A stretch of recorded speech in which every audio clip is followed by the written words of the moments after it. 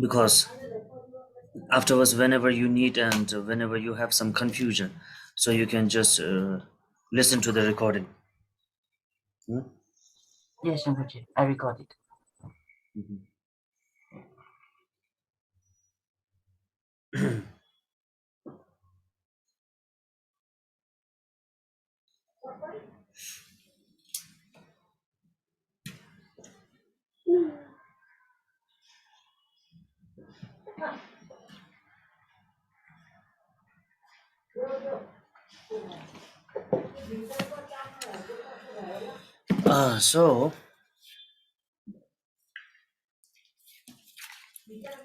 So actually, there are many sung offerings, different types of sung offerings in our uh, Vajrayana practice. So the sung offering is also the one side of doing the purification. Okay, this is the another way of purification, means the another way, another method of purification, we can say. Yeah, because actually the reading the mantra purification through reciting some mantra, it's a kind of, we cannot say it's a totally a Mahayana, but it seems to the Mahayana traditions. Yeah, visualizing one thing and then purifying through the uh, bodhisattva. Yeah, so bodhisattvas are mostly, it is through the Mahayana traditions, because there is no any kind of a different method to purifying it. Yeah, just sitting in a one side in a meditation position and then holding the mala and then just reciting. Okay, so this is the kind of way of purifying through the Mahayana. Not totally, but it seems like through the Mahayana. But the sun, it's also uh, the kind of quick and a fastest way of purifying.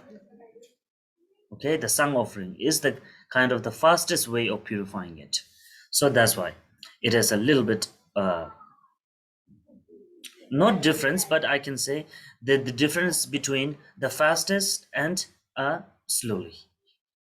Okay. Dạ thưa thầy, nói rằng có rất là nhiều những cái cách cúng khói, tức là hoặc là những cái bản văn cúng khói ở trong truyền thống Kim Cương Thừa. Thì vậy thì cúng khói là để làm gì? Cúng khói là một cái phương tiện để mà cho chúng ta tịnh hóa. Thì cái cúng khói là một phương tiện để cho chúng ta tịnh hóa, thì cái việc chúng ta phải phân biệt ra là có ngoài cái việc mà chúng ta thực hành cái động tụng đọc mantra hoặc là cầm cái chuỗi xong rồi trì tụng mantra theo cái chuỗi đó, thì đó là một cái cách thực hành mà chúng ta có thể nói một cách nôm na đó là thực hành thiên về đại thừa. Tại vì chúng ta thực hành như vậy và chúng ta nương nhờ vào cái lực tịnh hóa của chư Phật chư Bồ Tát, thì chúng ta sẽ ngồi một chỗ, chúng ta đọc tụng mantra và chúng ta lần chuỗi, thì đó là một phương pháp tịnh hóa. Nhưng mà cái phương pháp tịnh hóa này nó sẽ chậm hơn là cái phương pháp cúng dường khói hương. Cúng dường khói hương được xem là một phương pháp nhanh hơn. Thật ra về bản chất thì nó cũng đều là những cái phương pháp để tịnh hóa, nhưng mà có một cái phương pháp thì nó sẽ nhanh chóng hơn, đó chính là cúng dường khói hương.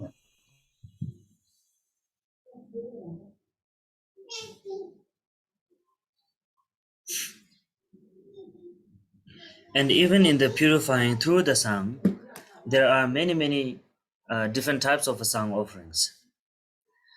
And however, the sun purification, the smoke offerings, it is not maybe some of them, but most of them are related with the Guru Padma Sambhava, Guru Rinpoche. Dạ thưa, thì khi mà nói đến cúng dường khói hương thì nó cũng có rất là nhiều những cái bản văn cúng dường khói hương khác nhau, nhưng mà phần lớn các cái bản, tức là phần lớn các thực hành mà cúng dường khói hương thì đều có mối liên kết với lại Đức Đạo sư Liên Hoa Sinh. And then actually the song is comes from the song offering, the traditions, it actually comes from the Tibet. It belongs from the Tibet. After the Samye monastery they established, and so therefore the song rituals has most powerfully started from that period. Dạ thưa, thì chúng ta có thể nói là cái thực hành mà cúng dường khói hương á, nó thuộc về truyền thống của Tây Tạng, đặc biệt là sau khi mà tu viện Samye được thành lập thì cái truyền thống cúng dường khói hương đã được hoàng dương rất là mạnh mẽ.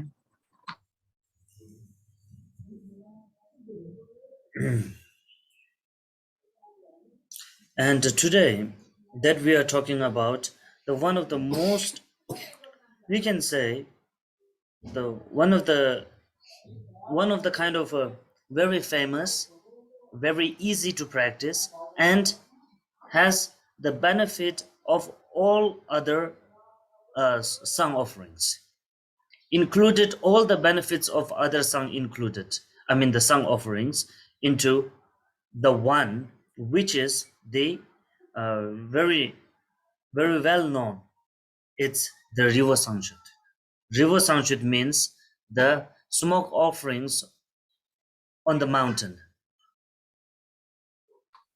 Dạ thưa, và ngày hôm nay chúng ta sẽ được thọ nhận cái thực hành cúng sang có thể nói là nổi tiếng nhất, dễ thực hành, nổi tiếng nhất, và đây là một bản thực hành dễ thực hành, cũng như là tuy là dễ thực hành nhưng nó lại là bao trọn tất cả những cái lợi lạc của tất cả những cái bản văn cúng sang khác. Tức là dù đây là một cái thực hành nhưng mà nó lại bao gồm tất cả lợi lạc của tất cả những cái thực hành cúng sang khác mà chúng ta đã nói tới. Và bản văn này được gọi là Riwo Sangchod, được dịch ra là cúng dường khói núi, tức là cúng dường khói hương ở trên núi. And this is the instruction from the Lhachun Namkha Jigme, and it belongs from the Lhachun Namkha Jigme's terma, that treasure. Dạ thưa, là cái bản văn cúng dường khói núi này đã đến từ mật điển mà được phát lộ bởi Đức là Lhachun Namkha Jigme.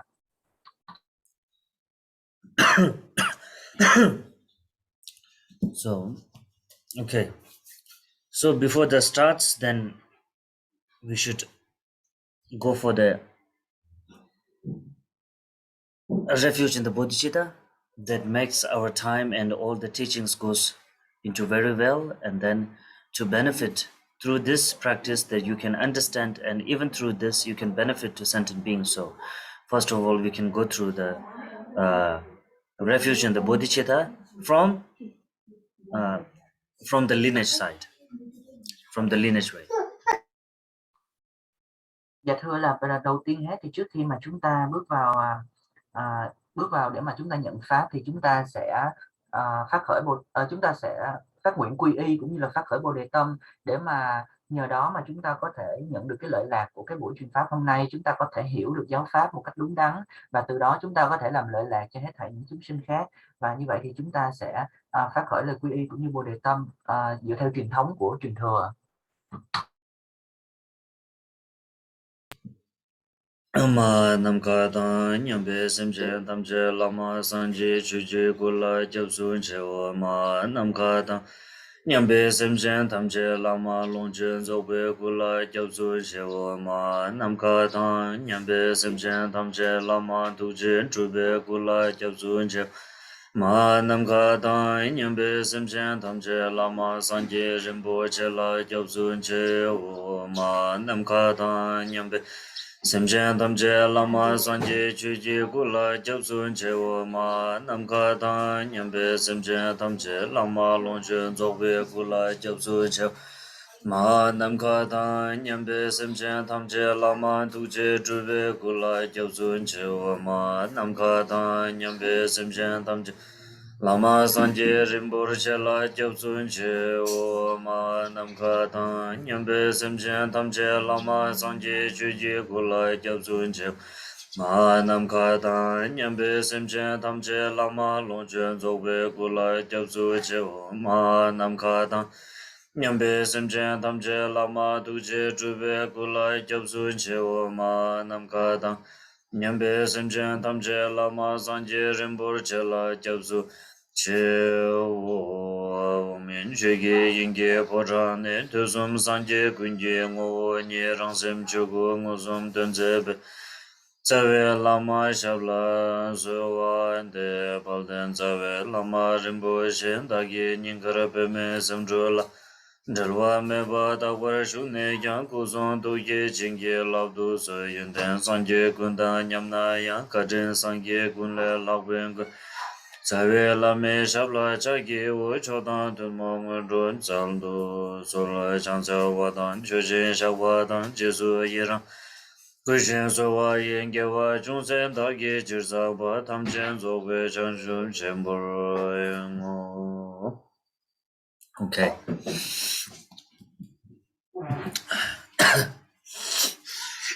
So now, first of all, that we really have to understand. Whenever we talk about smoke offering or the sung offering, okay, what is the really mean of the smoke?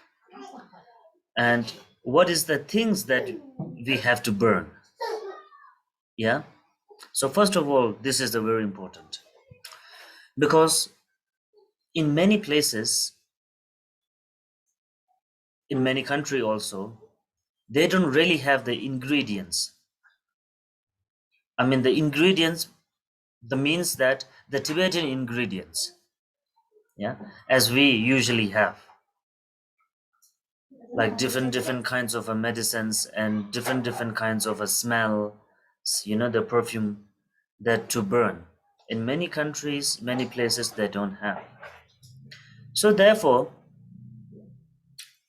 whatever it is to prepare the sun, first of all, we need a very clean place to burn, and even we need a very clean place, I mean, kind of a tray or plate or whatever to put the sun, okay, to keep the sun.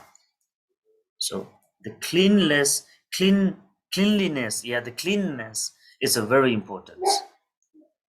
However, the place to burn also has to be very clean, and it depends like you are doing on the mountain or you are doing at your home. Even if you are doing at your home, so then to burn the sun, they kind of what you call it, uh, the bucket or something, the pot, Yes, the the burner. best pot, yeah, the best pot we say actually it's made by some gold or the silver, yeah, otherwise the copper, yeah, the bronze pot, and this kind of a pots that which is the five kind of the uh, ratna, yeah, five precious, yeah, gold, silver, bronze, and uh, the metal, and what is the one, sir mul sang chak, sir mul sang chak, what is the one I forgot, the Yeah, five precious. I remember it's the seven precious. No, it's the seven precious. The, ro- Rinchen, Rinpoche nga, the five precious. the red So color. yeah, so these are the made of the pot. Otherwise, the best pot to offer, best pot to offer is the one which made by the clay. Clay. Because the silver, gold, and copper are the best one, but they say the steel, yeah, steel. The steel. It says the steel one sometimes does not goes to the Nagas because as we human beings, sometimes we have an allergy of something. Yeah, we used to have an allergy. Some people has an allergy with some different types of a vegetable. Yeah, and even though sometimes I used to have an allergy of the vegetable that having a brinjal. Yeah, the brinjal. When I eat the brinjal, so after that, I just sometimes I used to have kind of a rashes.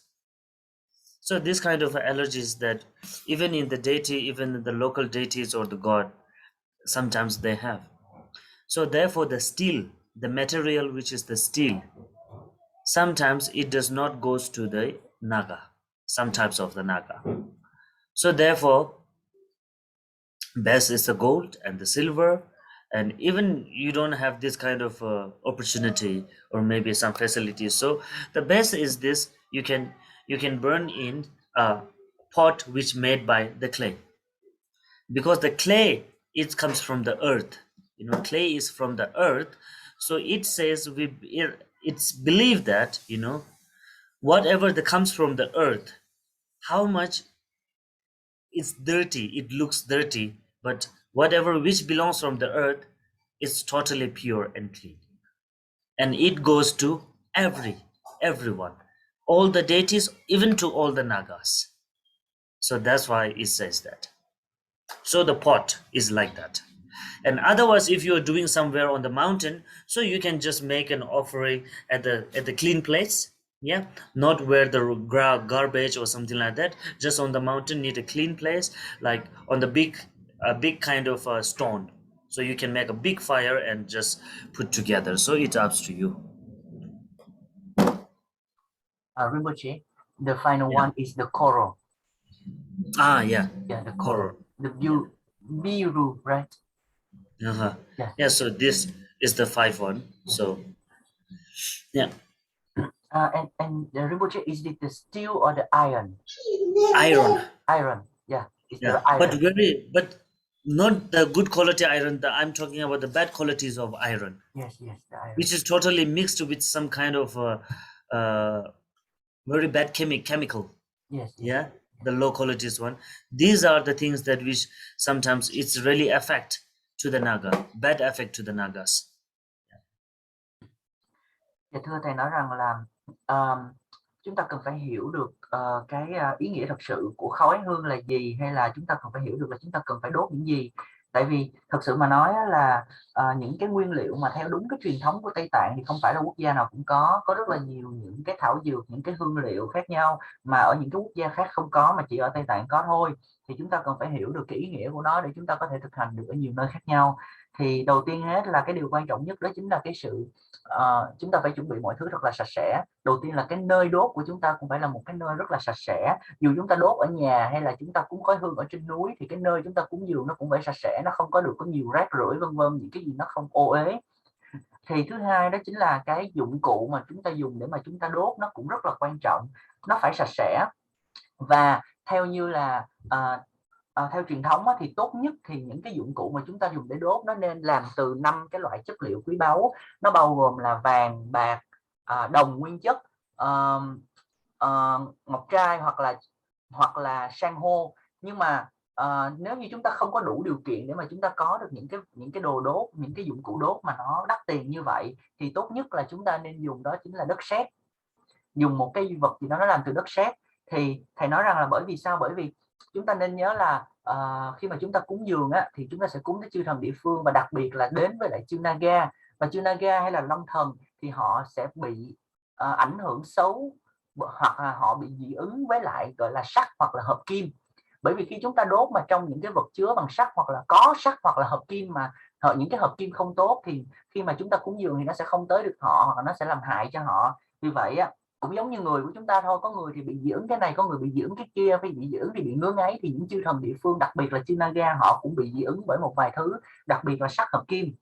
Thì tốt nhất là chúng ta nên dùng cái đồ đốt bằng đất sét, bởi vì đất sét thì nó đến từ đất, mà người ta tin rằng là bất cứ những thứ gì đến từ đất, dù chúng ta nhìn có vẻ như nó sẽ hơi dơ đó, nhưng mà thực sự ra nó đến từ đất, thành ra nó rất là tinh khiết, nó rất là tốt, và nó sẽ, khi chúng ta dùng những cái vật dụng đó thì nó sẽ có thể đến được với tất cả mọi chúng sinh, tất cả mọi vị thần, vị chư thần, tất cả mọi bổn tôn, mà không có một cái gì gọi là giới hạn cả. Và vì vậy thì chúng ta nên dùng cái đồ đốt bằng đất sét là tốt nhất nếu như chúng ta không có đủ điều kiện. Còn nếu như chúng ta mà cúng dường ở trên một cái vùng đồi núi chẳng hạn, thì chúng ta tìm một cái khu vực nó thật là sạch sẽ, ví dụ như là không có nhiều rác, không có rác rưởi vân vân, những cái thứ ô uế, và chúng ta có thể đốt ở trên một cái tảng đá to chẳng hạn, thì chúng ta có thể làm như vậy ạ.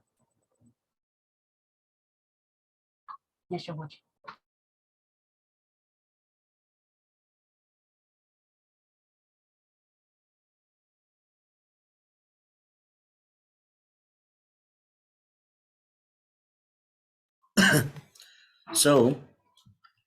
So I usually do at my house in this one. Đây là cái vật mà thầy thường dùng để mà thầy cúng dường khói hương ở nhà thầy. Excuse me. I use this one. It's a clay one.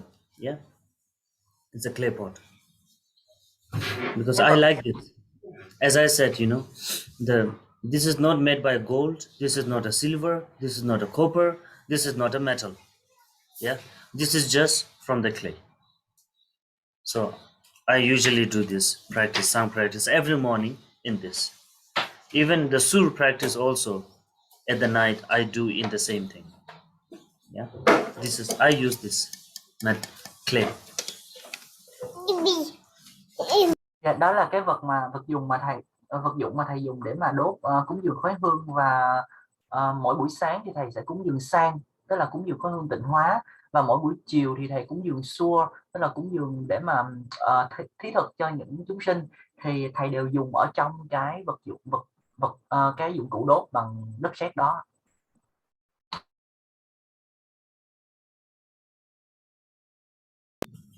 Okay, so the first is the pot.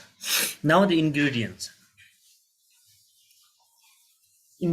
is, now over here at our place, at my place, or wherever in India, Nepal, we can easily get the herbs, yeah, which is kind of the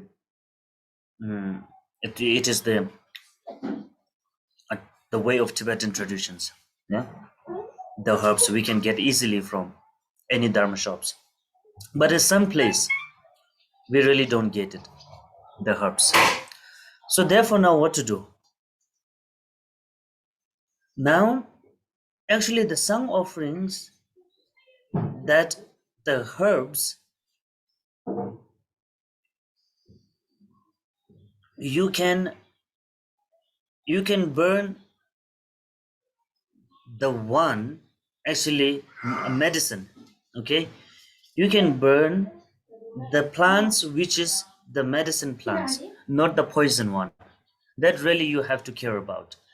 Sometimes when you cut some trees or to burn it, that has to be not poisoned, okay, not poisoned one. It has to be with the good smell one, with a good smell, good perfume, and also even the some trees or the some plant that has the thorn. Yeah, the thorn, what you said, the thorn. So the thorn should not burn in the sun. You have to be careful. Even if you are putting some flower in, I mean the rose flower, into the, you are adding the rose flower into the sun, but you should never ever add the thorns of the rose flower. Okay, remember that. And any plants that you can burn with a good smell doesn't matter, but it should not be the poisoned one. The poison plant, that sometimes when you cut that kind of milk that comes, the poison milk comes from the trees. Yeah. So this one you have to be careful. And other things you can, even though you can add into the sung offerings, but I think it's not possible when you do the sung offerings in this kind of a small pot. So you can add some fruits or something like that, because it's a very small amount of fire, so it couldn't be burned at all. So for example, if you are making the Riwo Sangchod on the mountain, so there's a big fire, so in that you can add any fruits, apples or whatever you want to add, you can add it. You can add the fruits that we used to eat, the human can eat. And on that you can add a dry fruit. And also when you do the big sang, so in that you can also add the what you call a 5 colors of cloth, a small piece colors of the this offerings, the cloth offerings. So you can mix all together very cleanly, very nicely. But also you have to care about it. Also you have to care about that. If you are adding some biscuits or whatever, you can add it. But the biscuits or even the cake, if you want to offer, you want to mix the dry cake, the dry cake, if you want to mix it in the sang, you can do it. But the cake should has not mixed with the egg or some salt, like that. Understand? Not mixed with the egg. Some the cakes has the egg and salted one. So never mix the salted one. And a spicy like chilies or whatever, not that one. Not the spices, not salted, and not the kind of the non-vegetarian one inside the sun. So this that we have to care about. And otherwise, if you are doing at your house, so any herbs that you can get from your country, it is okay. It is okay. You really no need to have the like the Tibetan traditional one very much, like need it or something like that. You really don't need it.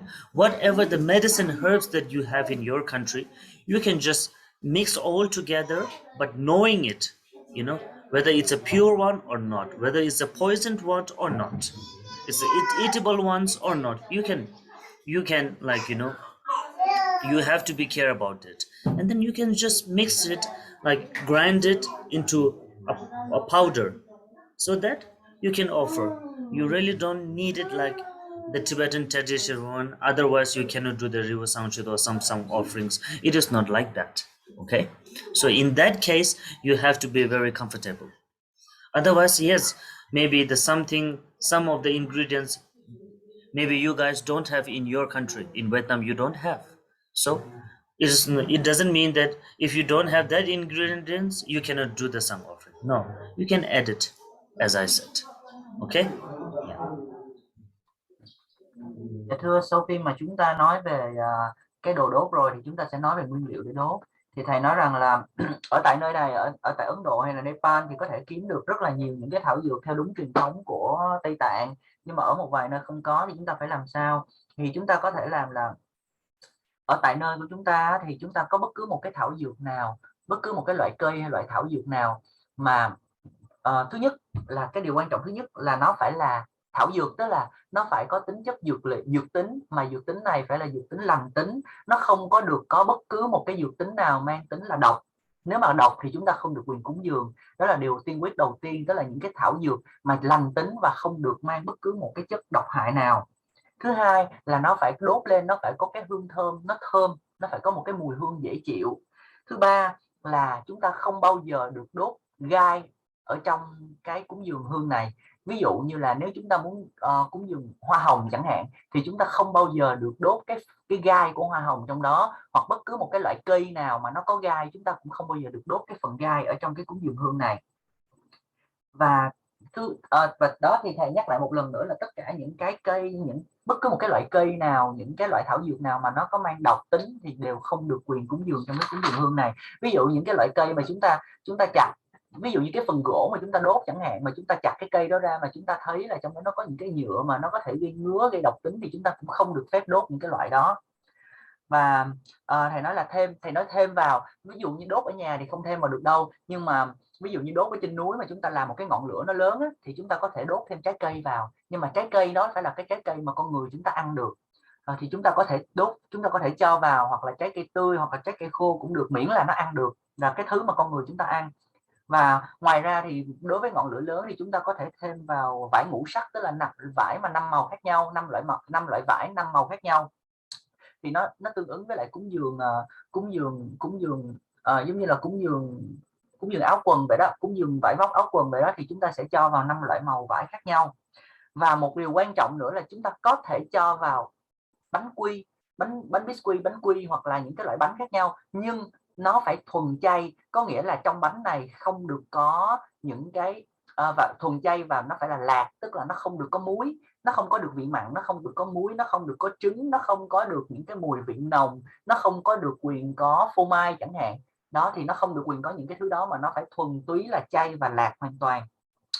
Đó là khi chúng ta cúng dường ở trên núi, chúng ta có thể đốt lửa lớn thì làm như vậy. Còn nếu ở nhà thì đơn giản lắm, chúng ta có thể kiếm bất cứ những cái loại thảo dược nào mà lành tính và mà chúng ta phải biết rõ là thật sự nó lành tính, và chúng ta hoặc là chúng ta có thể đốt nó, hoặc là chúng ta có thể nghiền nó ra thành bột và chúng ta có thể đốt lên. Như vậy thì thầy nói rằng là không phải cứ nhất thiết là phải đầy đủ những nguyên liệu như trong truyền thống Tây Tạng, tức là có thì mới cúng dường khói được, còn không thì không cúng được, thì không phải như vậy. Chúng ta có thể linh hoạt và thoải mái, nhưng mà phải trong một cái chừng mức mà như thầy nói là phải có những cái đủ điều kiện đó thì mới làm được. Yes, Rinpoche.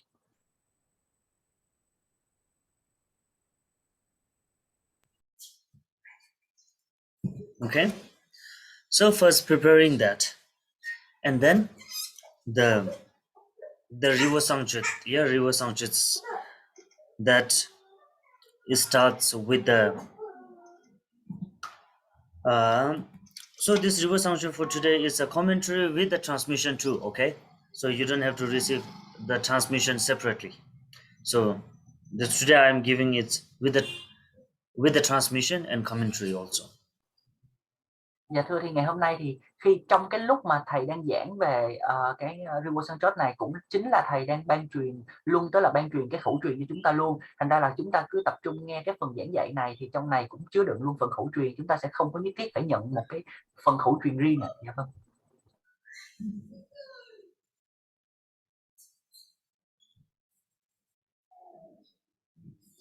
So the first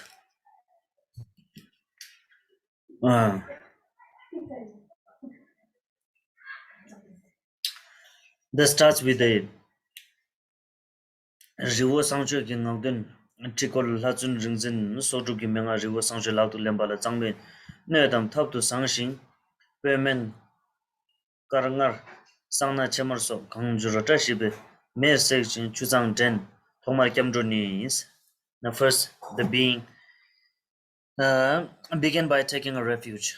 So this refuge is especially to the powerful and wrathful Vidyadhara, which called the Padma Thwatingsal.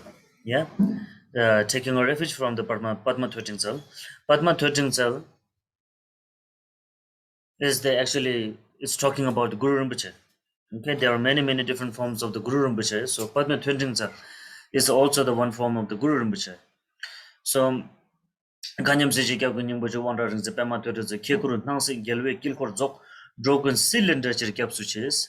So taking a refuge from the Guru Padma Thwatingsal that liberate all beings from conditions existence.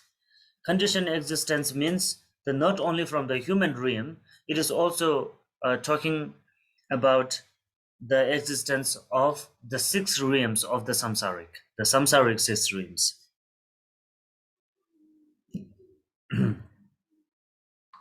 Dạ thưa, là trong cái phần mà đầu tiên thì cúng dường khói hương sẽ bắt đầu bởi phần quy y. Thì trong bản văn này chúng ta sẽ quy y là quy y tới ai? Thôi chúng ta sẽ quy y tới một bậc truyền minh vương hoàn toàn rất là uy mãnh và hung nộ, đó chính là Đức Liên Hoa Tràng Sọ. Đức Liên Hoa Tràng Sọ chính là một hóa thân phẫn nộ và đặc biệt của đạo sư Liên Hoa Sinh. Thì như trong bản văn nói rằng là chúng ta sẽ quy y để mà chúng ta sẽ giải thoát tất cả mọi chúng sinh khỏi tất cả mọi hiện tướng hiện hữu. Tức là sao? Tức là không chỉ đơn thuần là giải thoát chúng sinh ra khỏi khỏi cái cõi súc sinh hay là một cái cõi nhất định nào đó, nhưng mà thật sự là chúng ta sẽ giải thoát chúng sinh ra khỏi tất cả những cái ra khỏi lục đạo luân hồi luôn. Now this is for 3 times, and then bodhicitta, development of the bodhicitta. Sangchod vesel yishe tile shi rokan jepsum tangne kudang song tuke tile lundrup nang shinga jeno pumpur jawa semkitos. The bodhicitta development is that it says, I arouse the motivation to gain freedom in the youthful West body. Yeah, jeno pumpur jawa semkitos. And also the bodhicitta is the 3 obscurations of all beings are purified within the realm of the four visions. Yeah, the four visions, and then spontaneously present as the spheres of enlightened form, speech, and the mind. Through the within the ground of being, the sphere of outer uh, lucidity, the supreme secrets of timeless awareness. So this is the kind of the bodhicitta is a little bit different from the usual, because this is belongs from the bodhicitta development. It comes from the treasure, from the terma, and then not only from the terma. This is totally belongs through for the from the Dzogpa Shenpo, the great perfection. Yeah. So that's why the sounds is a little bit different from the usual. Dạ thưa, sau khi mà chúng ta trì tụng lời nguyện quy y 3 lần thì chúng ta sẽ đến phát khởi và true những Bồ Đề Tâm. Thì trong Nhi Quyển nó có ghi là nguyện mọi chúng sinh cả 3 chứng đều tan tịnh hóa hết trong thiết lê tối mật tuệ, 4 tướng viên thành nơi tịnh quan tâm mật, phát Bồ Đề Tâm hữu tình thể nhập anh đồng tịnh bình thân. Tức là thì khi mà nói về cái này thì nó sẽ hơi khó hiểu một tí xíu, hoặc là chúng ta sẽ cảm giác là hơi lạ một tí xíu về vấn đề là phát khởi Bồ Đề Tâm ở đây. Nhưng mà chúng ta phải biết rằng là bởi vì cái bản văn này nó xuất phát từ một karma, tức là một cái mật điển được phát lồ, và đặc biệt hơn nữa là cái tẹt ma này hoặc là cái thực hành này nó nằm ở trong cái tri kiến đại viên mãn Dzogpa Chenpo. Vì vậy thì tất cả những cái điều mà từ quy y cho đến phát khởi Bồ Đề Tâm thì nó đều nằm ở trong tri kiến của đại viên mãn. Okay. Then after this, repeating for the 3 times, Lemsum, and then Yalang Dumba, the 7 branch prayer. Sheri ma ju nyung ma cha sen je ting tan de be sa choba mi korba nyang de nyam yi long do she lo de chu zi chen bu je ra. Rundu zo ba chen be chong ko kor ton tu so de kusu mi tan de pandar hos. The 7 branches prayer. The 7 branches prayer. So, in some texts it has mentioned about the 10 branches. And some, it has also said, Geba, it also has the 8 branches. And in the some, it has the 7 branches. So it is depend on according to the practice and according to the deity and according to the needed. Okay. So it's about that. So over here, it is the 7 branches prayer. The first is the prostration, and second is the offerings. And the third is a confessing, and the fourth is rejoice. Yeah, rejoice. 1, 2, 3, 4, 5, and the fifth is chonkokor, the turning the dharma wheel, and sixth is the pray. Yeah, pray, and seventh is the dedication. So these are the 7 different branches offerings, prayer. Now let's talk about some refuge, bodhicitta, and after that the 7 branches. Usually it comes in most of the practice, whatever we do the practice. Yeah, doesn't matter whether it belongs from the Mahamudra or it belongs from the Dzogpa Chenpo great perfection. Yeah, but without these 3, refuge, bodhicitta, and branches offerings, there is no any practice starts. In some practice, it has mentioned more, and in some practice, this 3 is hidden. Only the difference of that. In the hidden, there is not really mentioned about the bodhicitta separately, or refuge separately, or the the branches prayer separately. And because of that, some practice it has only 1 page. Yeah, the some practice like a Singhamukha practice or the other things, the other practice of the deities, they have only half page of practice. Very comfortable practice, only half page. Maybe you may think, oh, there is no bodhicitta, there is no refuge, or there is no seven branches, or there is nothing. But not. Even in one sentence, the bodhicitta, if there is only few sentences, in one sentence, the bodhicitta, refuge, and the seven branches is included in the hidden in one sentence. The great master, they create like this. Very short, but the meaning is all included. So therefore, in every practice, there is the bodhicitta, only it's a difference of mentioning or not mentioning in the reading, in the line of a reading. Now, why the seven branches offering is needed? Because we are a kind of born in the samsara with many afflictions from the past. Yeah, good afflictions. We born with the good afflictions of the past, and also bad afflictions from the past. So therefore, each and every time we do the practice, the seven branches, it's especially, and the bodhicitta development and the refuge, is why that not we are not really for the 24/7 we can concentrate on our mind, or we can always be able to concentrate on the bodhicitta or something like that. So therefore, time to time, not having that continuously in our mind, in our daily life, when we try to do something, sometimes we don't really get success, sometimes we really don't get what really we want, because the mind is not that pure.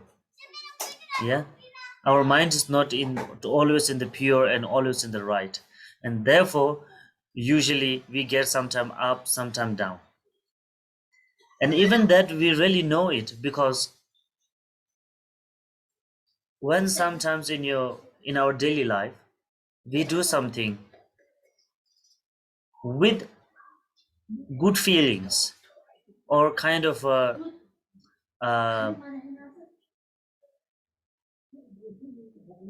with a good heart,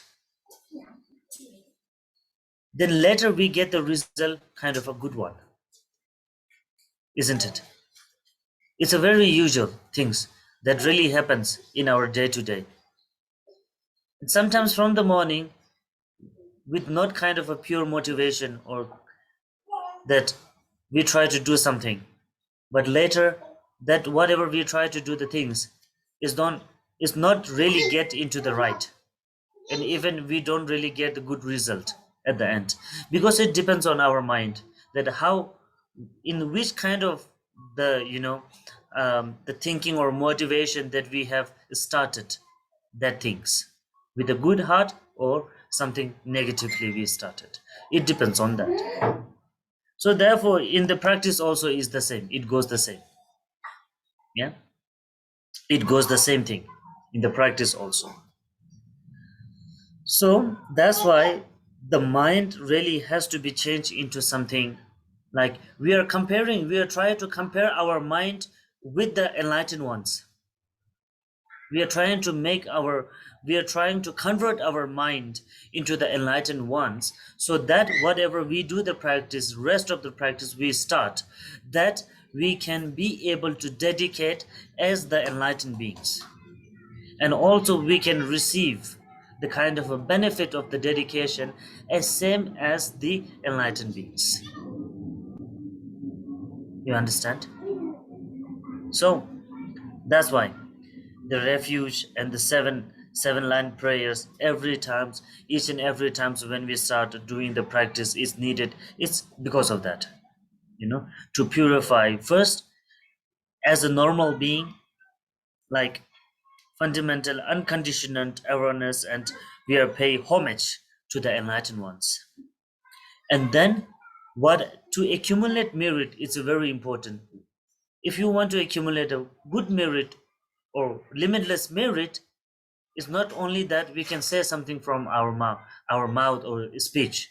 At the same time, physically, mentally, spiritually, also vocally, we have to make our offerings. Even through the physically, we have to make an offerings. But whatever we have, the wealth and prosperities we have, we offer, that is only the limited one to the enlightened ones, and even to, to accumulate, yeah, to accumulate both merit to us. So therefore, into our visualizations or imaginations, we offer everything, and especially the one's own body, our own body. If we have a good body, whatever we think ourselves, to ourselves, that I have a very good face or very good smile or whatever, we have the ego within ourselves, we offer that, you know to make to reduce the ego within ourselves. So that's why the offering is very important to receive the benefit of the uh, merit. And then, now only offering is okay? Not, because knowingly and unknowingly we have done many mistakes. Not the usual mistakes within the human beings, within the relationship, but unknowingly that we have done mistakes with the deities, with the awakened ones, with the enlightened ones, which is unseen, which is invisible. So that has to purify. Yeah. However, we have to apologize, we have to confess with them. Because if you could, like for example, if you want some benefits from the government side, first of all, you have to know the government people very well. Yeah. And then after knowing the government people, and you have to talk with the government people, and you have to make them as your good friend, you have to confess with them, and then only your work will be, complete. Yeah. Whatever you have, the government work, the paperwork or whatever, it will be complete. So first of all, you have to make confess with them. So the same as that, making a confession with the ones. And then now, one of the main important things, one, two, three, the fourth one, it's a very, very important thing. Not only during the practice time, even in our daily life, the fourth part, which is say rejoicing. Rejoicing is the one of the very important in our daily life. Okay, first you translate this.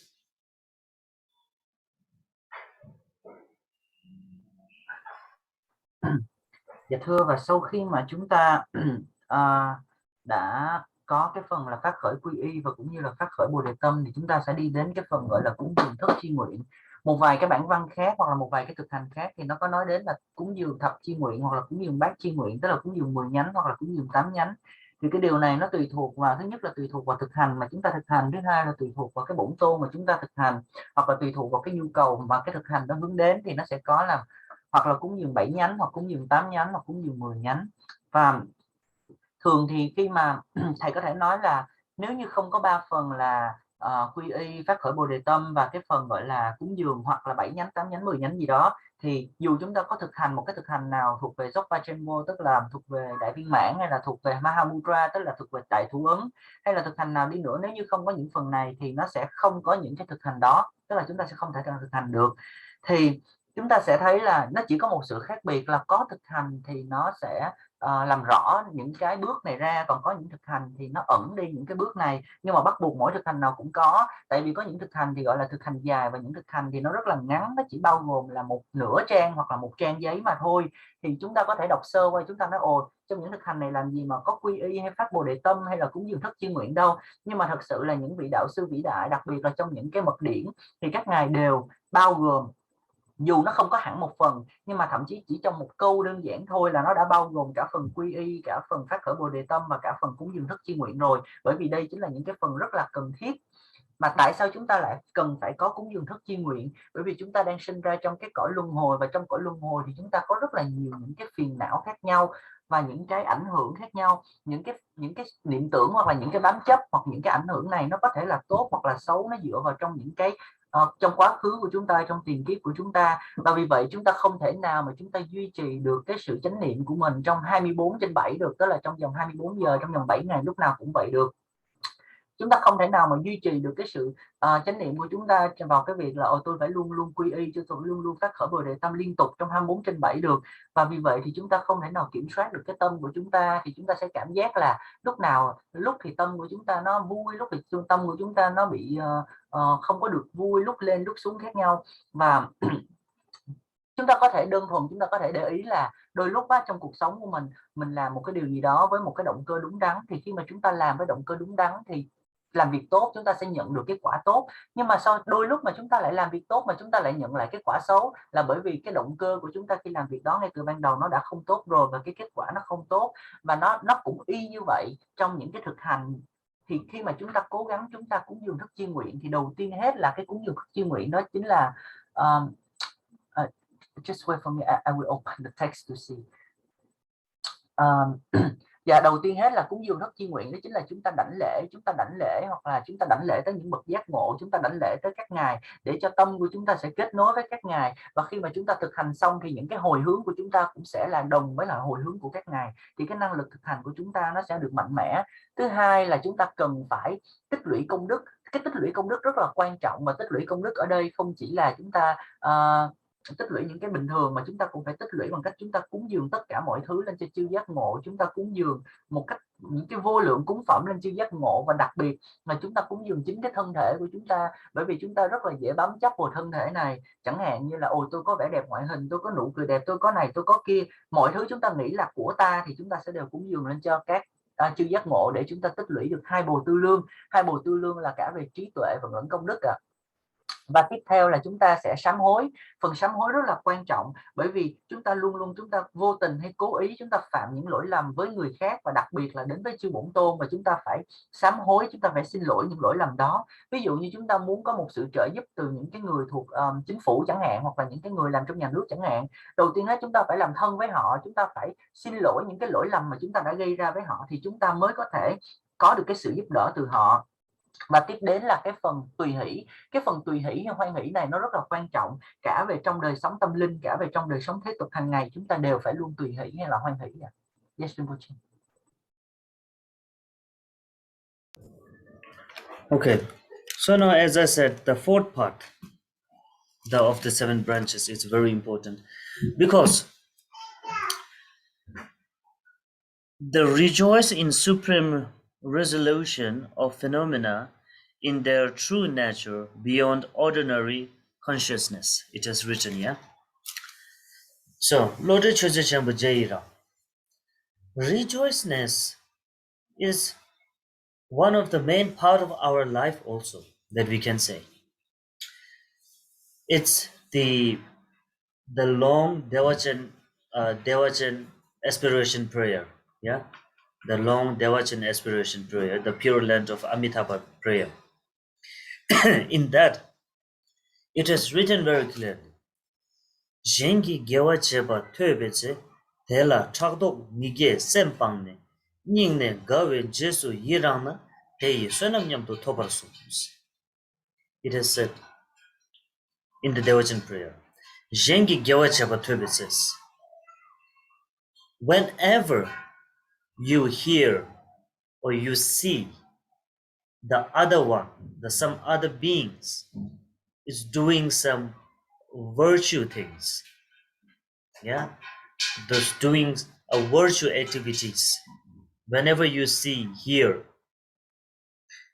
even you are not doing, but you see others doing it, tela tagdo mige sempanes, without without doing jealousy, without doing any comparison, without any what to say, without the kind of comparison, without jealous, and without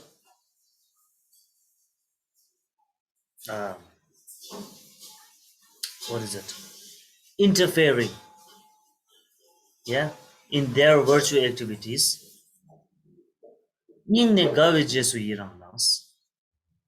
From the depth of your heart, if you could be able to rejoice them, yeah, only rejoice from the depth of your pure heart.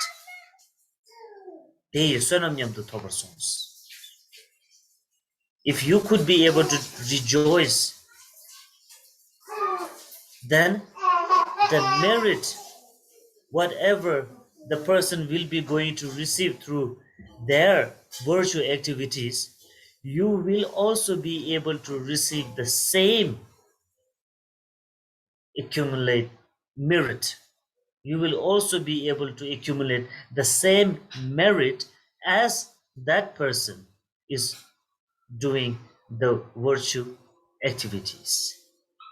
So the rejoicing has this much of power, great power. If you could do it with your pure heart and good kind of, intention or motivation.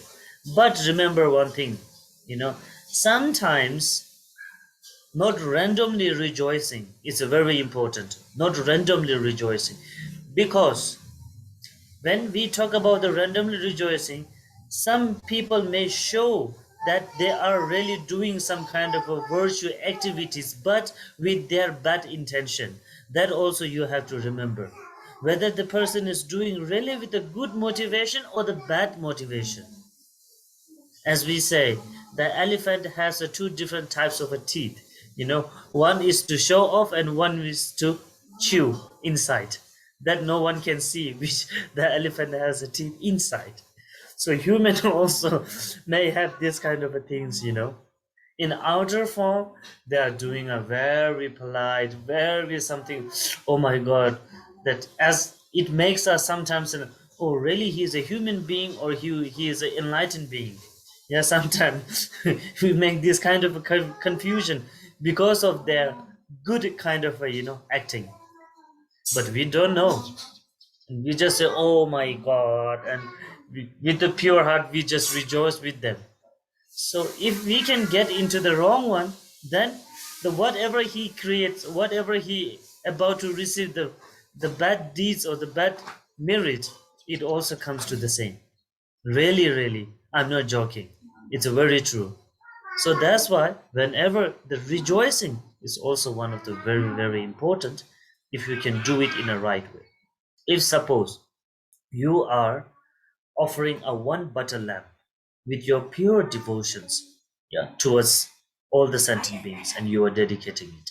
And when I just see it that you are offering, and with also my same pure devotions that I dedicate, I join and I rejoice you. Oh, you are very good.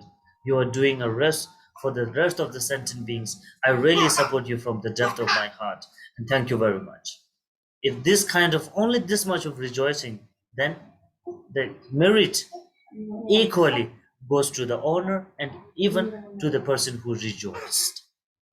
So this one is a very important, even in our daily life.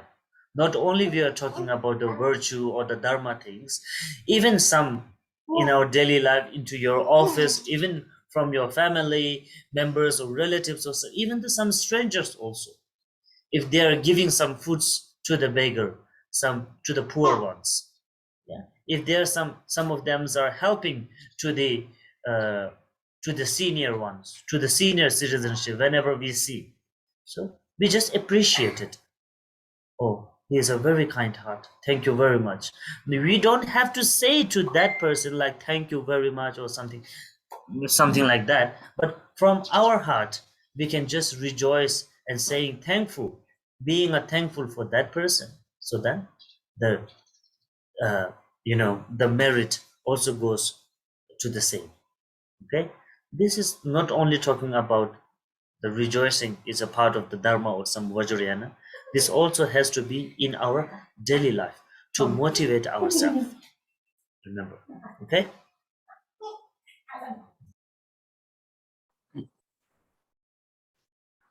Dạ thưa, là thầy nói rằng là tùy hỷ nó rất là quan trọng ở trong cái đời sống của chúng ta, cũng như là trong thực hành giáo pháp.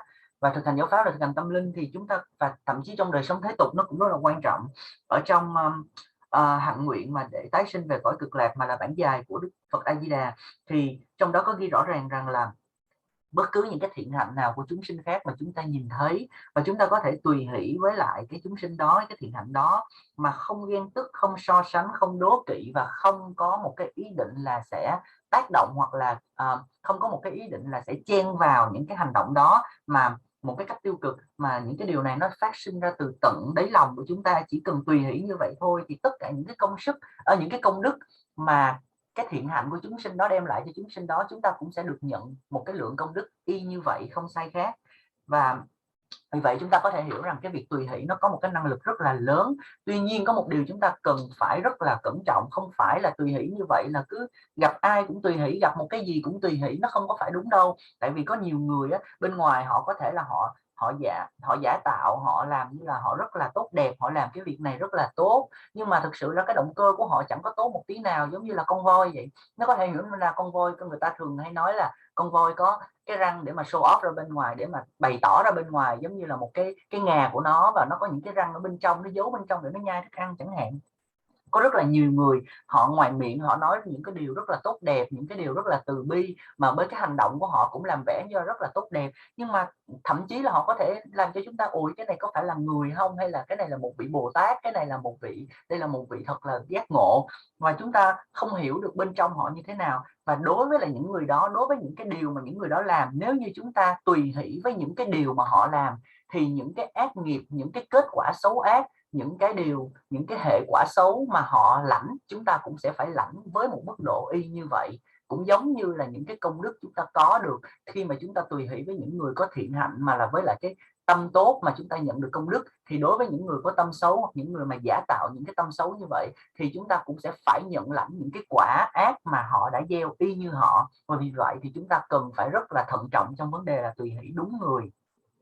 Thầy lấy một ví dụ là, ví dụ một người nào đó cúng dường một ngọn đèn bơ rất là đơn giản, chỉ là một ngọn đèn bơ thôi, nhưng mà với một cái tâm thanh tịnh. Và khi mà đối với thầy thấy người đó làm cúng dường ngọn đèn bơ như vậy, thì thầy rất là biết ơn, thầy rất là tùy hỷ với người đó với một cái tâm thanh tịnh, thì cái công đức cúng dường đèn bơ của người đó, thầy cũng sẽ được nhận một cái lượng công đức y như vậy. Và cái việc tùy hỷ này không chỉ trong thực hành tâm linh, mà trong đời sống hàng ngày, ví dụ như trong gia đình chúng ta, trong cơ quan chúng ta, trong những mối quan hệ bè bạn, hoặc là những người lạ chẳng hạn. Khi mà ai đó, chúng ta thấy ai đó bố thí cho một người nghèo, hoặc là giúp đỡ cho một cái người mà già cỗi, thì chúng ta cũng có thể tùy hỷ ra những cái công đức, những cái thiện hạnh của họ từ tâm của chính mình, và như vậy chúng ta cũng sẽ nhận được những cái công đức giống như họ. Và thầy cũng nói là, thầy cũng mới nhắc lại là tùy hỷ thì nó cả trong thực hành tâm linh và thế tục chúng ta đều nên có.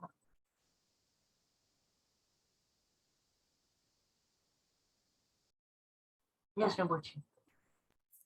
Okay, so the appreciation, rejoicing. And then now the fifth is the turning the dharma wheels. Turning the dharma wheels is not talking about the one yourself, is not talking about ourselves. Now this is talking to the living gurus, living masters. Okay, this is not talking about the enlightened who is not personally in the samsara. Okay, this is talking about the one who is living in the samsara as in the human form, to the masters, to live long, and then to continuously turning the dharma wheels towards to the rest of the sentient beings, to liberate them, and then solo them. Yeah, turning, requesting of turning the dharma wheels, and then pray. Yeah, praying to the ones to live long. Yeah, I pray for the pit of cyclic existence to be rid from its depth. Yeah, and praying for them, and then the main is the dedication virtue. Dedication virtue. So dedication virtue I usually talk, and this is comes the one of the main part of the every practice, the dedication. Yeah, the dedication is one of the main part of every practice, which makes your practice, which takes your practice into some meaningful, some useful, and which keeps your practice until the alive until the day enlightenment. The dedication, it sounds very small. Dedicate, it's very small and very usual sound. Yeah, you can just dedicate. It's very simple, dedicate. But the meaning of the dedication is that which keeps your practice alive until the day enlightenment. It has a very, very huge responsibility. The dedication has a very huge responsibility. If you don't dedicate it just after whatever you do, good or bad, dedication, it comes on the dedication. It says, uh, uh, what is that?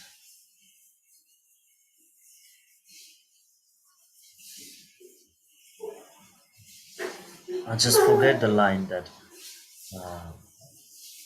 Keba tong do sakwe jindan deshe chweloso leche kanyi tegun kyang kongro chigi jomba ches.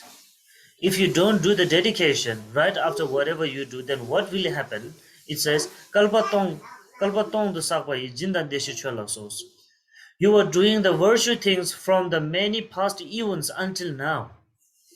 Yeah, you are doing a generosity and some prostration recitation, so whatever you are doing benefiting, you are benefiting until now, from the many life. If you could not do the dedication right after it, then whatever it is, the virtue that you have achieved until now, the merit until now, the once only a single moment, even for a 1 second, if you have the anger in your mind, just arising anger for 1 second, that will destroy the virtue or the merit from the many past eons that until now you have achieved. You understand? So this is the thing, dedication is one of very important. If you are only saying Om Mani Padme Hum for one time, oh, you are only saying one time of Om Ahum Benza Guru Pema Siddhi Hum.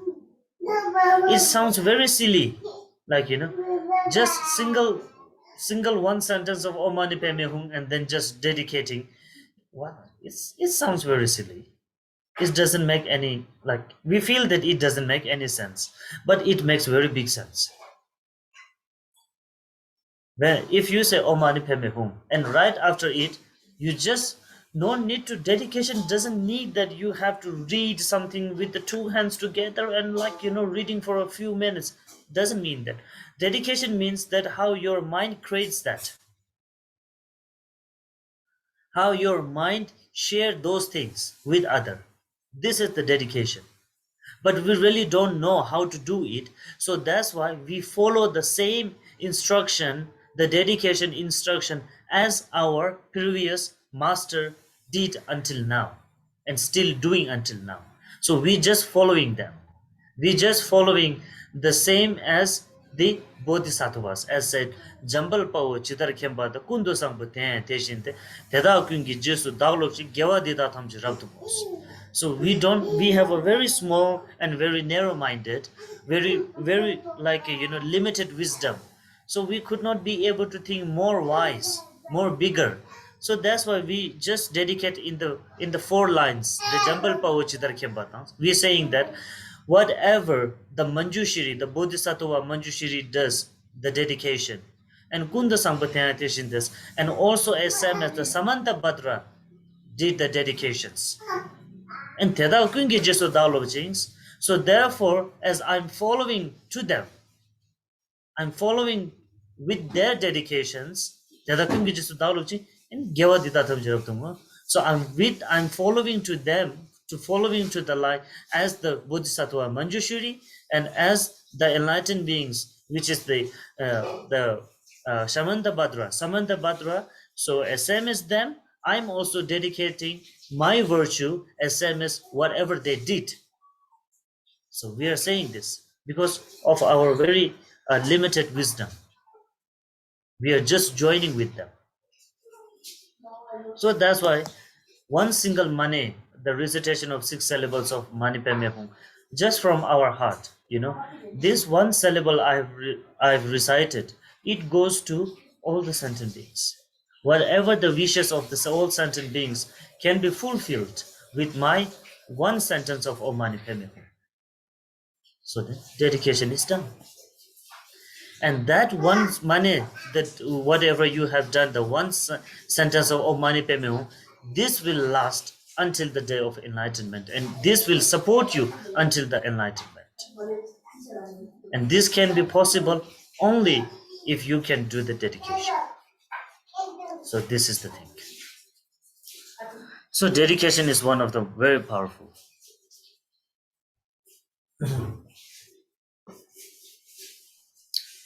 Dạ thưa, sau khi mà chúng ta tùy hỷ thì chúng ta trong bản văn thì nó có ghi là khi chúng ta sẽ thỉnh cầu các ngài chuyển pháp luân blockchain, cũng như là chúng ta sẽ thỉnh cầu các ngài trụ thế, và cuối cùng là trong chân đế vô năng sở tác con xin hồi hướng. Thì phần hồi hướng chính là cái phần cuối cùng, và phần hồi hướng chúng ta có thể để ý thấy là trong tất cả những cái thực hành thì phần hồi hướng chính là một trong những phần chính của thực hành, bởi vì phần hồi hướng nó cực kỳ nó quan trọng và nó có rất là nhiều ý nghĩa khác nhau. Bởi vì nhờ phần hồi hướng này mà tất cả những gì chúng ta thực hành, tất cả những gì chúng ta tích lũy nó sẽ trở nên có ý nghĩa và nó sẽ duy trì cho tới khi mà chúng ta đạt được giác ngộ. Vì vậy dù chúng ta làm bất cứ điều gì thì chúng ta cũng nên phải hồi hướng. Vậy thì nếu như chúng ta không hồi hướng thì sao? Thì trong kinh điển có nói rằng là nếu như chúng ta không hồi hướng thì ngay sau khi chúng ta làm một thiện hạnh nào đó thì trong vô lượng công đức, vô lượng đại kiếp chúng ta đã tích lũy rất là nhiều những cái công đức khác nhau qua từng những cái thực hành, ví dụ như thực hành về bố thí, thực hành về những cái thực hành về thiện hạnh khác nhau, chúng ta có vô lượng công đức qua hàng muôn đại kiếp đi nữa. Nếu như mà chỉ cần trong một sát na, chỉ cần trong một giây, một phút, một tích tắc nào đó mà có một cái niệm sân giận nó khởi lên trong đầu chúng ta, thì cái niệm sân giận đó nó sẽ phá hủy toàn bộ công đức, toàn bộ vô lượng công đức chúng ta đã tích lũy hàng muôn đại kiếp, nếu như chúng ta không biết hồi hướng ngay khi mà chúng ta làm những cái thiện hạnh đó. Ví dụ như là khi mà chúng ta chỉ cần trì tụng một câu mật chú Om Mani Padme Hum hay là một câu mật chú về của Guru Rinpoche mà thôi, nhưng mà chúng ta cũng nên hồi hướng. Nghe thì có vẻ như là nó hơi lạ lạ đấy, nhưng mà chúng ta phải cần hồi hướng cái công đức đó. Chúng ta không cần phải đọc ra những cái lời hồi hướng dài dòng hoặc những cái nghi thức hồi hướng dài dòng, chúng ta chỉ cần phát khởi trong tâm của chúng ta theo cái cách, hoặc là chúng ta có thể trì tụng 4 câu, tức là tại vì cái tâm của chúng ta nó rất là hạn hẹp, nó rất là nông cạn, cái trí tuệ của chúng ta nó cũng rất là nông cạn, chúng ta không thể nào chúng ta hồi hướng được rộng cho tất cả chúng sinh. Vì vậy chúng ta có thể theo cái cách của những cái bậc Bồ Tát, những bậc giác ngộ, ví dụ như là nương theo cách mà Đức Văn Thù và Phổ Hiền đã hồi hướng, thì con cũng xin học để mà con hồi hướng giống như vậy, và con cũng xin hồi hướng giống như tất cả những chư Như Lai, và con hồi hướng tất cả cái công đức của mình như tất cả các chư giác ngộ đã làm.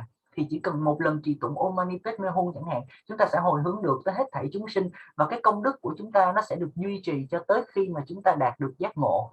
Dù đó chỉ là một cái công đức của một cái việc trì tụng một câu mật chú mà thôi, thì nó cũng sẽ được duy trì cho tới khi chúng ta đạt giác ngộ, và nó sẽ hỗ trợ cho chúng ta rất là nhiều trong cuộc đời của chúng ta. So one main important thing that you have to keep in your mind as a practitioner, as a follower, whenever you do the practice, whenever you do something else, even in your daily life, whatever you do good to benefit others, there is a 3 stage of doing it. The 3 stage, the preparation, which is called the preliminaries first, and the second is the main part, the main part, and the third is a conclusion. This 3 stage, however, it has to be in the practice. And if it is good, if you can provide this into your daily life, whatever you do. So these three what you call the principles or the stage, which keeps your activities always alive and strong. Always alive and strong, and that it has to be in the practice. What is talking about the preliminaries, the preparation, is the part of talking about the first refuge and the bodhicitta. that how do you generate your mind. One part. And the second part is the main part, is main body, is also can say it a main body. Yeah, the main body, it means about the main sessions, main activities, that what you are doing it. Even during the the practice, the main part of the visualizations. Yeah, how you visualize yourself as the deity or whatever, this is the main part. Yeah, the second stage. And the third one is a conclusion of an activity. Yeah, the third stage is the conclusion of an activities, means the dedication and the aspirations and the dedication. How do you aspirate it? And the last, the dedication. How you could be able to make it. So all the practice in the Vajrayana, all the practice, it's depend on this three stage. Without this three stage, there is no any practice. For sure. For sure. And also to receive the blessings from the enlightened beings, you have to have this three stage. Yeah, always remember that. This three stage you must have to complete your practice. Even you are doing for a 5 minutes, even you are doing for a 1 hour, even you are doing for a full whole one day. But without these three, your practice is not complete at all. Practice won't be complete at all. Even when you are reciting only a one time of the money Om Mani Padme Hum, one single time of Om Mani Padme Hum, first of all you have to know that why you are doing this, why you are reciting this Om Mani Padme Hum. This is the first stage. Yeah, the preparation, that how your mind creates about, how your mind motivate about these things. And now secondly, that you are reciting Om Mani Padme Hum, Om Mani Padme Hum. And during the Om Mani Padme Hum, reciting the Om Mani Padme Hum, that how you think about the visualizations of the money syllables. And after you completing the money, the conclusion. Conclusion that I have done this now, to whom I dedicate it. And within three of this, the one of the main, most powerful and most important thing is depends on the final one, final stage, which is the conclusion one, which keeps all those previous two stage by the final stage, the conclusion part. The conclusion part is the saver, the backup of the first stage and the second stage. It's a backup point, yeah, like a battery backup. Until there is a light, the electricity will work. But if suddenly the electricity goes, then who will back up? The conclusion. Yeah, the inverter will be back up your whole, give the backup support to your the electricity of your house. So this makes sense. For an example, I'm just giving an example to understand you more clearly. Even in your daily life, now just transform this into your daily life, into your daily activities. You are doing something, you are helping hand to someone. First of all, you have to have that why you are helping. Yeah, the first stage, why you are helping, why the reason that you are helping, that has to come from your mind. Yeah, the reason why you are, it's a good or bad, it depend on the ones who is helping. And secondly, why you are helping also, you are helping through effortless. Yeah, effortless, that you are helping your hand to the person. And third, after completing helping your hand to that person, and then the satisfaction which comes in your mind, actually. Yeah. After you are helping it, then you feel, oh yes, whatever I have done, it may help to that person. So there's one satisfaction within yourself and appreciation within yourself, isn't it? After you do something good to other. So this is the conclusion part into even into your daily life. So remember these three things. This three stage is the one of the most important things of every practice, every single practice of the Vajrayana. And the main important things is the final conclusion part, which back up to those first two stage. So remember this. Without these three, there is no any practice complete. Yeah. Dạ thưa thầy nói So rằng so now when we are comparing to those three stage, we just complete the first part. Yeah, the preparation part. And now we are going into the main part. Okay? Yeah. Dạ thưa thầy nói rằng là một hành giả, đặc biệt là một hành giả kim cương thừa, thì chúng ta bắt buộc chúng ta phải nhớ rằng là nhớ một cái điều rất là quan trọng. Dù chúng ta làm cái gì, chúng ta thực hành tâm linh hay là trong những cái đời sống thế tục của chúng ta luôn luôn phải đầy đủ 3 bước. Thứ nhất là tiền hành, thứ hai là chánh hành và thứ ba là kết hành. Chúng ta luôn luôn phải có đủ 3 bước này trong bất cứ một cái thực hành nào. Và cái nguyên lý này nó cũng phải áp dụng được trong đời sống hàng ngày của chúng ta. Vậy thì tiền hành là gì? Ví dụ như tiền hành chính là chúng ta đang thực hành phát nguyện quy y và phát khởi bồ đề tâm, đó chính là phần tiền hành. Phần chánh hành chính là cái phần chính mà chúng ta thực hành, ví dụ như là cái phần đọc tụng mantra hay là chúng ta quán tưởng vân vân. Thì cái phần quán tưởng, cái phần chánh hành này nó cũng rất là quan trọng. Và thứ ba chính là cái phần hạnh nguyện và phần hồi hướng của chúng ta hồi hướng cái hành động này, cái thiện hạnh này như thế nào. Tất cả những cái thực hành của kim cương thừa đều phải có đủ 3 bước này, nếu không thì chúng ta sẽ không thể nào được gọi đó là một cái thực hành trọn vẹn. Và chúng ta chỉ có thể nhận được sự gia trì của chư Bổn Tôn khi mà chúng ta có đầy đủ được 3 cái bước này. Dù chúng ta thực hành chỉ có là 5 phút thôi, hay là chúng ta thực hành trong 1 tiếng, hay là chúng ta thực hành cả một ngày, thì bắt buộc nó cũng phải đầy đủ được 3 cái bước này, không được thiếu một bước nào cả. Và ví dụ dù chúng ta chỉ đọc tụng một lần câu chú Om Mani Padme Hum mà thôi, thì phải đầy đủ 3 bước. Thứ nhất là chúng ta phải nhớ được cái lý do vì sao chúng ta đọc tụng cái câu mật chú Om Mani này, đó chính là cái động cơ của chúng ta. Thứ hai là chúng ta sẽ trì tụng, và cái phần thực hành trì tụng này nó cũng sẽ bao gồm cái phần thực hành quán tưởng của chúng ta quán tưởng linh tự như thế nào, chúng ta quán tưởng mật chú như thế nào. Và sau khi chúng ta đã trì tụng rồi, chúng ta sẽ kết lại bằng cách là chúng ta sẽ hồi hướng, ví dụ như hồi hướng công đức này cho ai như thế nào, vân vân.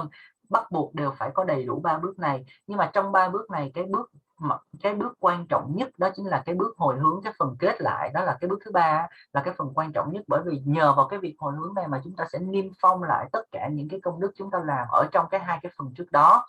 Và nó giống như là một cái sự dự phòng vậy. Thầy lấy một cái ví dụ để chúng ta dễ hiểu, là giống như bình thường chúng ta có điện trong gia đình, đột nhiên nó cúp điện một cái thì chúng ta mất hết mọi cái điện lực. Chúng ta sẽ cần có một cái gọi là giống như máy phát điện hoặc là một cái điện dự phòng để mà chúng ta có thể tiếp tục hoạt động tiếp. Thì cái phần hồi hướng này nó giống như vậy, nó niêm phong lại và nó dự trữ lại cho chúng ta cái phần công đức đó. Thì đó là trong những cái thực hành và tâm linh. Còn trong đời sống hàng ngày, ví dụ chúng ta đang muốn giúp một ai đó, nó phải đầy đủ 3 bước. Thứ nhất, tại sao tôi muốn giúp cái người đó, đó chính là cái động cơ của tôi.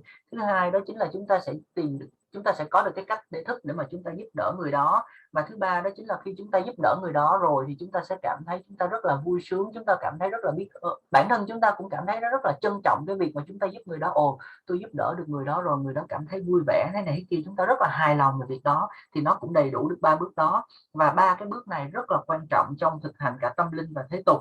Thì vì vậy thì những cái phần như hồi nãy giờ chúng ta được học từ thầy là về quy y, về phát khởi bồ đề tâm và thực hành thất chi nguyện, thì nó thuộc về cái phần đầu tiên, đó chính là phần tiền hành.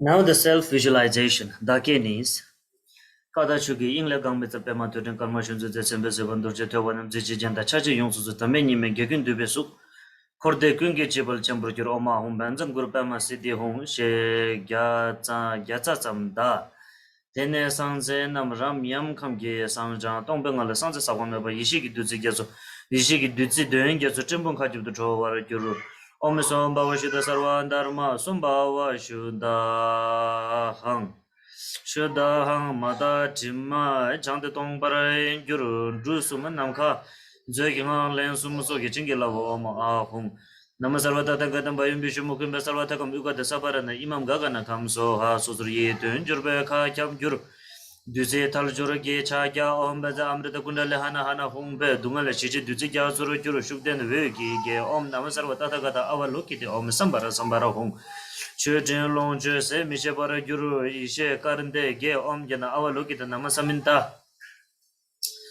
Ramimba Samaya Mahamanu Duru Duru Chirdan Zolani Hungo Pagnam Geshin Drenam Simbara Juru Panam Geshin Drenam Simbara Juru Wanjuru Korologe Namasamanta Buddhanam Jahe Shuri Prapanjati So Ha Pende Chinle Drubla Gebara Juru She Ngao Tuk Chagya Tukye Chinlap Ne.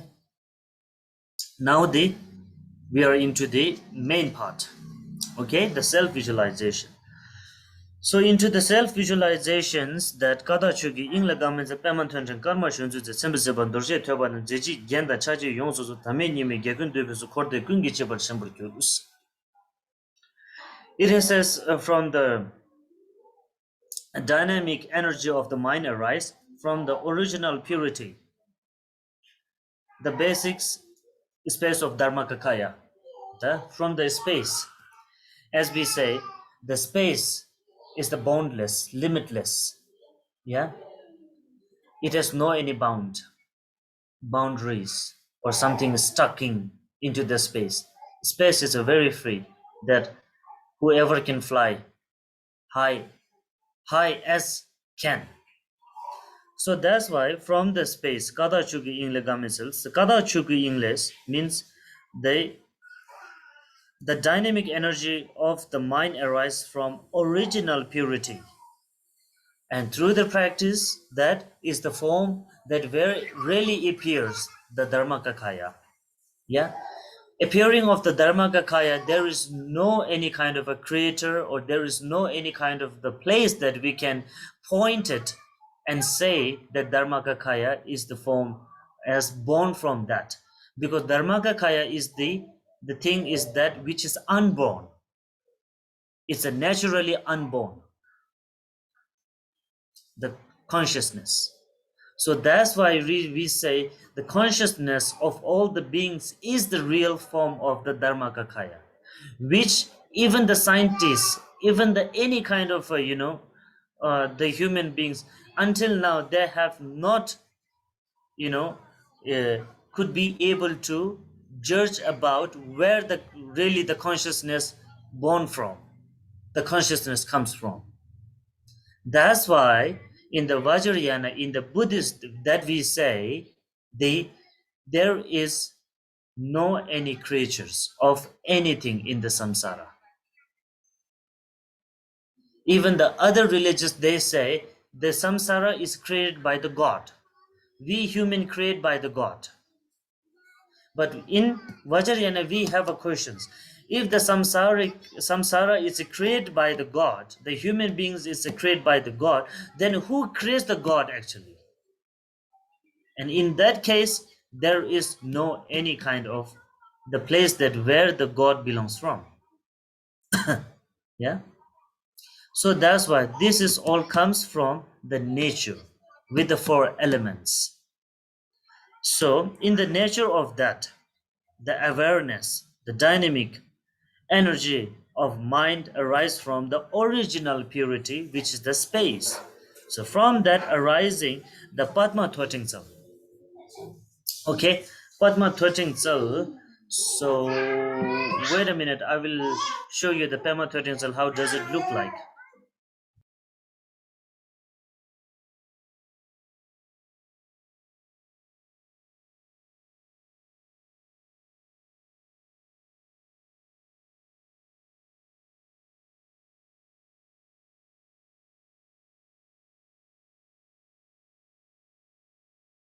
It's called the Guru Kusum Thik Thik, but it looks like this Guru Rinpoche.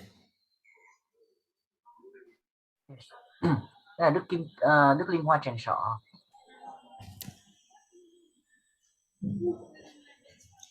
It is another form of Guru Rinpoche. Kusum Thik. It calls a Guru Kusum Thik actually. But the Padma 13 cell is like in this kind of a form. And this is the old deities, the pure land of the Padma 13 cells. It looks like that. Yeah, the backside is uh, the Zangdo Palri, and surrounded by the deities. So it looks like this. Okay, so the Guru Padma 13 cells is in the form of a little bit uh, reddish. Yeah, reddish white color. Actually is the white color, but mixed up with a little bit of reddish, a pinkish. Yeah, it's like a baby pink color, not really a white, not really a red. Yeah, Pema cells, and very very handsome. Yeah, very handsome boy. Like when we compare with the age is around the 16s, because we always usually visualize the enlightened ones very very handsome. The ages when we compare is around the 16 years old, even as a female or even it's a male, because the enlightened ones, their form is the uh, completed with the uh, Sensangpo Sumju Tsanyi, the Peje Sangpo Geju, yeah, Sensangpo Sumju Tsanyi, the 32 major signs, yeah, major kind of facilities in their body. So that's why their consciousness, their mind has already enlightened. So that's why we say the enlightened beings, their forms never change. Like they don't have the things like we human have. Like we look young, we look old when we across our age, across like 50, 60, and then we get wrinkles and we get a black hats like that. They never have this kind of a things, because they are already above all of this. So that's why.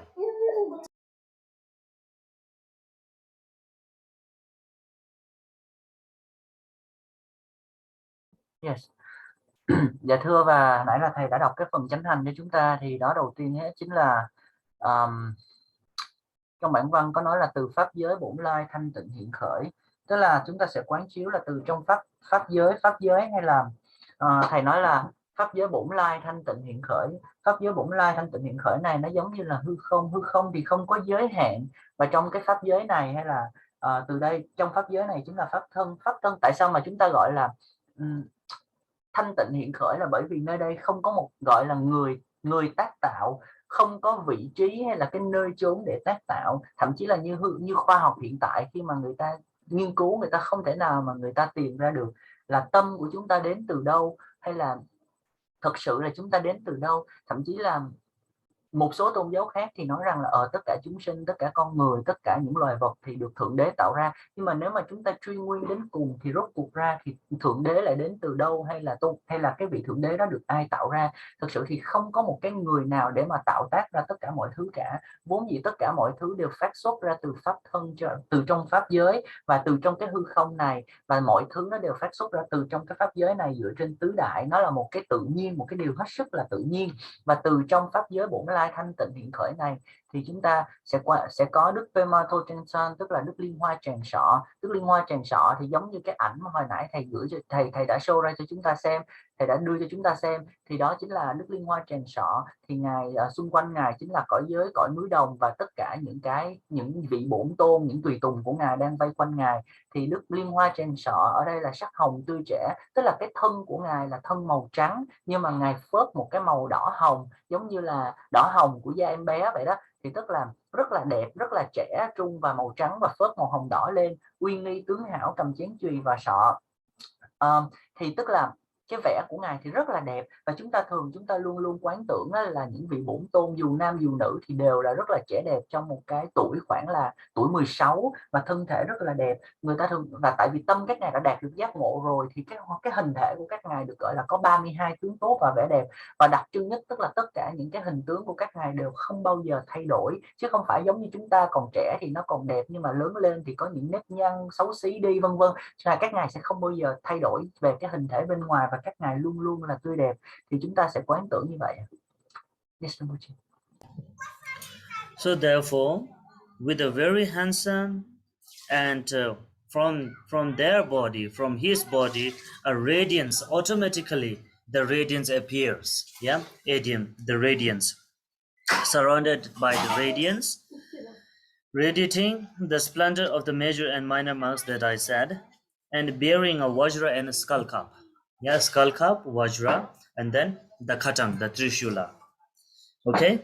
And Zeji Genda Chaji Yongsu is perfect and complete in all his beauty, yeah, charisma, adornments, and attributes, wearing ornaments on their body very beautifully, like a prince, actually. The royal prince, how they wear the jewelries on their body and how they look very beautiful, yeah? So, like that, and Tamini Megelkun Dube Sups. And all the victorious ones unite in his form, the union of aspects of commitment and restraint awareness, and surrounded by the other deities and the enlightened ones and all the manifestations of the Pema 20 souls, surrounded by that. And and that all of them, and especially the Pema 13 cells, becomes the supreme universal glory of all the samsaric and the nirvanas. Samsaric means not only talking about the human, it's talking about all the samsaric realms. Yeah, the six realms of the samsaric, becoming the supreme universal glory of the all samsaric realms, and then even from the nirvana too. Yeah, even from the nirvana too. So that we invite, yeah, that we invite the main part.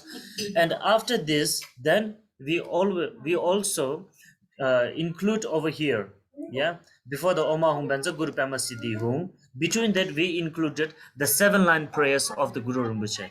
That Hum Uyen Yugi Nubjasan Pema Kesa Dombola Yansen Shoki Mudumi Pema Jungne Shesu to Korda Kandro Mongbo or Kiki Jesu Dautuki Chingila Shesu Guru Pema Siddhi Hum for 3 times, repeating, and then Nenchon Deru Chimboblo Duchon Dala Wonshiku Geldan Long Term Parshes a Shodon to Mujuzo Oma Hum Benza Guru Pema Siddhi Hum Oma Hum Benza Guru Pema Twinjangsan Benzer Samayan Za Siddhi Pala Hum A. Yeah, and then after finishing this, then we get into the recitations of Oma Hum Benza Guru Pema Siddhi Hum. Okay, over here it has said that for 100, it has given the limit as the 108, but even though if you want to recite more, so then you can still continues to recite more, it doesn't matter. Okay, you can recite 200, 300, as much as you want. So now it is said that dake, the self-visualization, but it doesn't mean the one who is the, the practicing this can have to be self-visualized. This is the kind of the inviting them from the the wisdom, inviting the wisdoms to have the offerings of the sun. Yeah. So actually it is talked about this, but into our visualizations, that in our space, that we have to visualize the main is the Guru Rinpoche himself, the Guru Pema himself, surrounded by the 8 manifestations and all the deities of the Sangdo Palgi Riwo, the pure land of the Pema himself, of Guru Rinpoche. And even though the surrounded by all the Buddhas and the Bodhisattvas, different Buddhas and the Bodhisattvas, and even though the Dharmapalas too. Okay, Dharmapalas. But if you want to make it in a level wise, so the enlightened beings has to be on the top, and then the level wise, the Dharmapala also comes in the level wise. The main high level of the Dharmapala is the Mahakala Mahakali, and the Kurutikali and the Ekazati. They are in the high level, the Chakra Sambhara, yeah, and the Vajra Yogini. And at the downstairs and the next stage, next level, then the rest of the Dharmapalas, yeah, the Achuchugi Drama or the Seringma or the Genyen or the king or Gyalbo or whatever, they comes in the final kind of the level of the visualizations. Okay, like comparison at the level wise into the space. So then reciting it, then after that, and purifying, now the purifying the sung that we should have made it, yeah, with all the ingredients, with the 5 colors and ingredients. If you're doing on the top on the mountain, then purifying that. Otherwise, then over here, if you are doing at your home, so you can first burn the sang. Okay, you can first burn the sang, put the incense and pour the sang on it, and then with the clean water that you are purifying this, ram yam kam om ahum. Okay, as over here it has said ram yam kam. Okay, purifying the burned one. Okay, and actually in this om ahum benza guru pema siddha recitations, that you have to prepare the fire if you are doing on the mountain. But remember one thing: if you are putting the sang into the into the fire, the burning fire on the mountain, never ever put the sang or the sang ingredients onto the burning ones. First you have to burn all the woods, and after that, when it transforms into the red without the fire, so you have to put on that. Okay, not, you should not burn the fire from the I mean, you should not burn the sang from the fire. Okay, never burn. You have to make the smoke. That you have to remember, because some they make a fire and then they put everything inside to burn. This one is not. This called the jinsek. Yeah, the other things.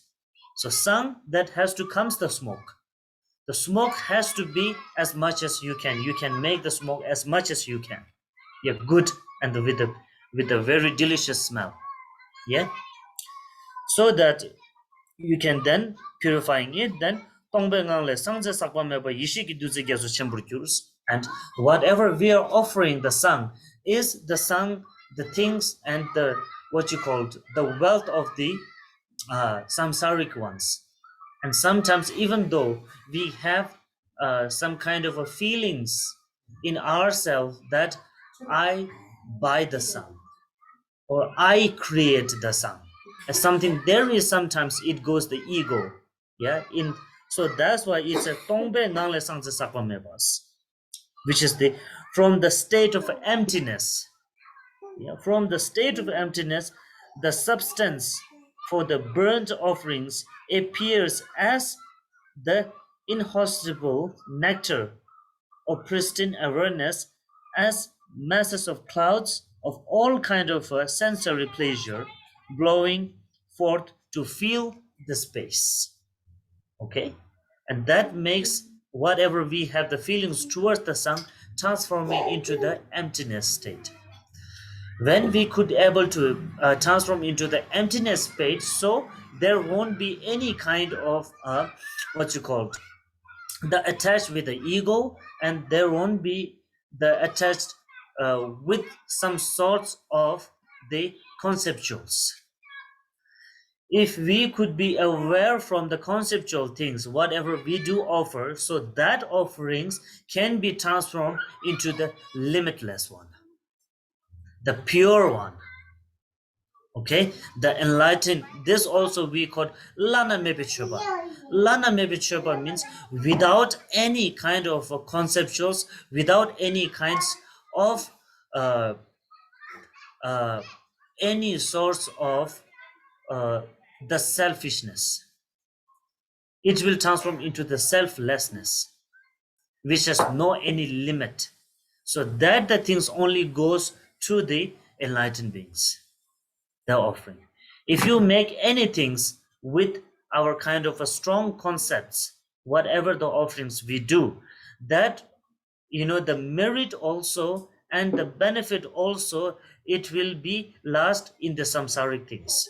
It will be in the only samsaric things. It won't be able to go out of the samsaric offerings. This you have to remember all the times. Whatever you do offerings, even you offer to your guru, even you do offer, even you give something to to the people or to the beggar or to the poor ones, if you make it something like a very small things and with the strong concepts and very kind of a very strong attachment, so whatever the benefits you do, that only be in the samsaric things, which we call the ordinary. No, the common. Yeah, the common one. Even the merit Even the benefit, even the CDs, whatever you receive from it, you will receive only the common one. Then if you want to make it the extraordinary one, then also these things has to be without any concepts. Understand? As same as over here it is said. So these two makes a very big difference, even during the offerings. Okay? And then the Om Sobhava Shuddha Sarva Dharma Sobhava Shuddha Hangs. Sobhava Shuddha Sarva Dharma. Sobhav means actually this is talking about the imaginations. Om Sobhav Shuddha Sarva Dharma Sobhav Shuddha Hangs means that we are making the purifying, we are purifying our limited understanding or imagination into the limitless understanding. This is the language of the samsara, the Sanskrit. Actually, the Sobhav means the behavior or the understanding. Sobhav. Shuddha means the pure one. The Sarva Dharma means all the dharmatical things, all the samsaric things. Is talking about all the samsaric things. Sarva Dharma. Sarva means all. Dharma means all the kind of activities and the objects or the what you call the dharmatical, dharmatical things. That transform into the Sobhav Shuddhaham. Shuddha means great purity. We are transforming that into the great purity. So this is the meaning. And then now Madak Timajang the Tongbar Gurus, all the defilements are purified and transformed into the emptiness. Yeah. So then again, Drusum Namka Joking and Om Ahung. This time Om Ahung. First Ramyam Kam is a purifying from the nectar, the pure water, clean water. And now there is a mudra. So I will teach you the mudra also. Om Ahung. Okay. Now this Om Ahung. Om Ahung. Om Ahung. This mudra is also purifying mudra, all the samsaric things into making into the great emptiness. Yeah, it's opening up. Om Ahung, Om Ahung, and Om Ahung. Okay. And the Namasarva Tatha Gata Bayo Bishu Mukim Besarvatakam Uga de Saparana Imam Gagana Kam Soha. That's so Yitun Jurbe Kachab Gurus. This is the offerings meeting the desire of everyone's fill the space. Mudras of that. Okay? That comes Nama Sarva Tatha Gatam Bayo Bishu Mukhe Be Sarvata Kam Ugate Saparana Imam Gagana Kam Soha.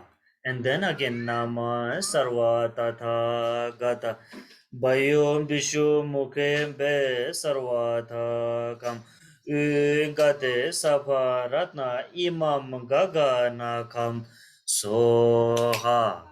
Nama Sarva Tatha Gata Bayo Bishu Mukhe Be Sarvata Kam Ungate Saparatna Imam Gagana Kam Soha. Okay, this mudra not too up, not too down. It comes to has the level of the forehead. Okay, level of the forehead. Okay, forehead. And in one time of the Nama Sarvata Kata Boy Bishumukim Besarvatakam Ugate Saparana Imam Gagana Kam Soha, this mudra comes like this, yeah, and 3 times rounding. 1, 2, and 3, and then this one. Understand? Yeah. So that later you can, what to say? You can review the recording, so you will get to know. Okay, and then later that Dusi Thaljor Gichagyas Om Benza Amrita Kundale Hana Hana Humpes. This is the mudra of the water is transforming into the nectar, pacifying the sufferings. Okay, pacifying the sufferings.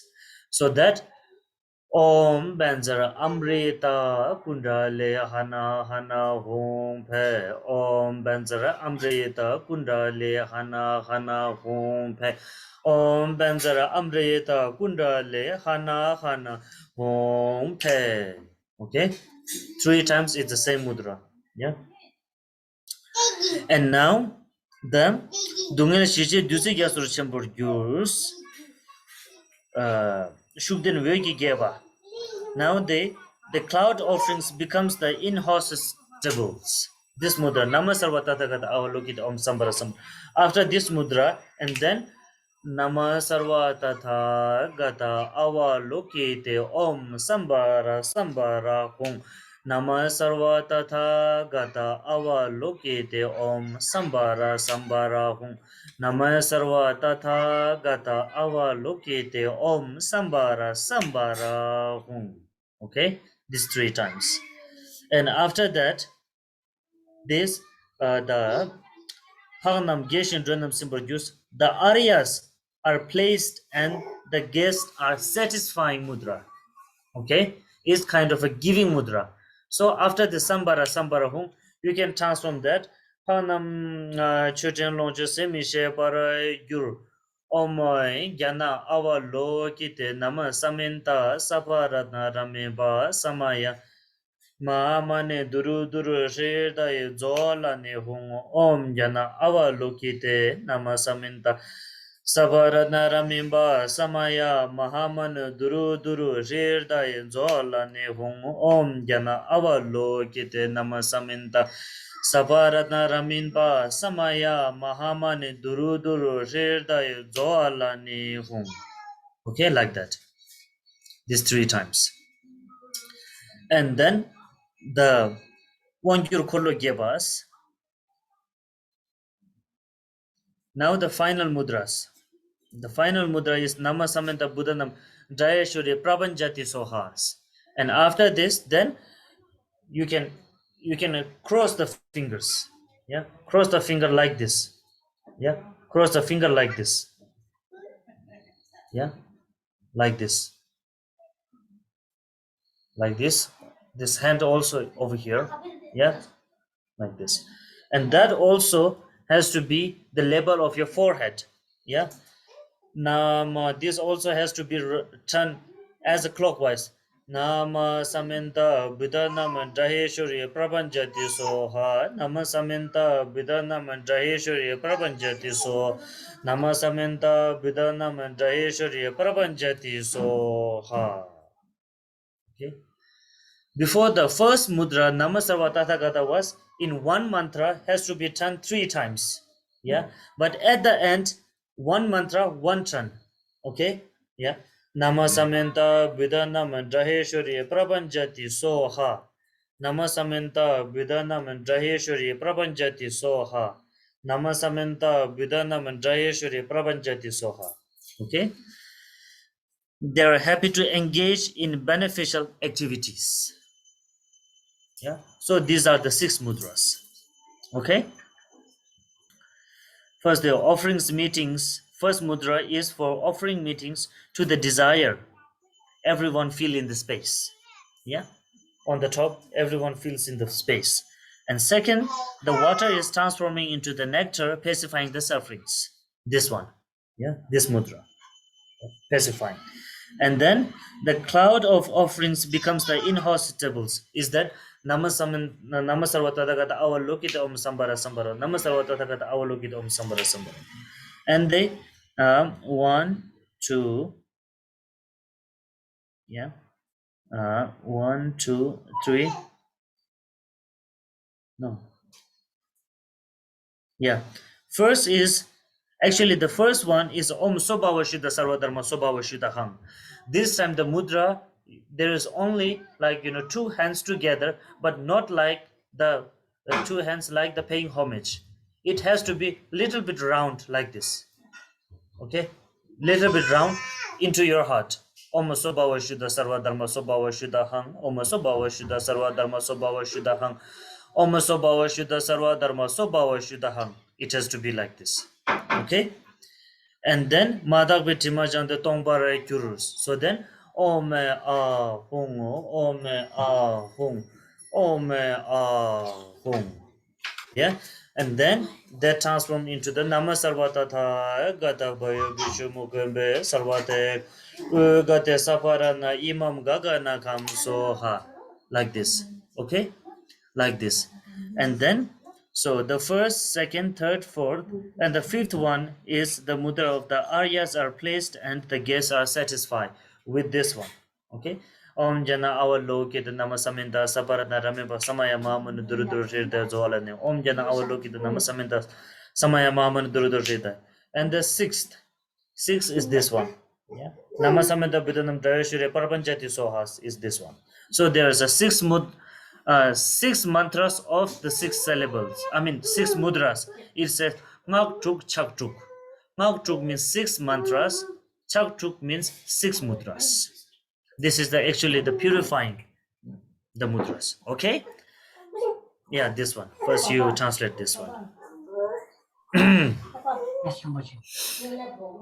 Dạ thưa, và sau đó là chúng ta sẽ quán tưởng là để có một tí tức là quán tưởng Đức Guru Rinpoche, Guru Rinpoche ngài Đức Guru Rinpoche ở đây tức là Đức Liên Hoa Tràng Sọ, thì ngài rất là xinh đẹp, giống như là một người 16 tuổi với tất cả những cái tướng tốt và vẻ đẹp, và từ thân của ngài đã ánh sáng phóng tỏa ra rất là nhiều. Ngài cầm ngài cầm một cái chùy kim cang và chiến sọ, và cũng như là cái khách vanja tức là cái cây thiên trượng, và xung quanh ngài thì những cái bảo trang trang hoàng xung quanh thân ngài giống như là một vị hoàng tử vậy.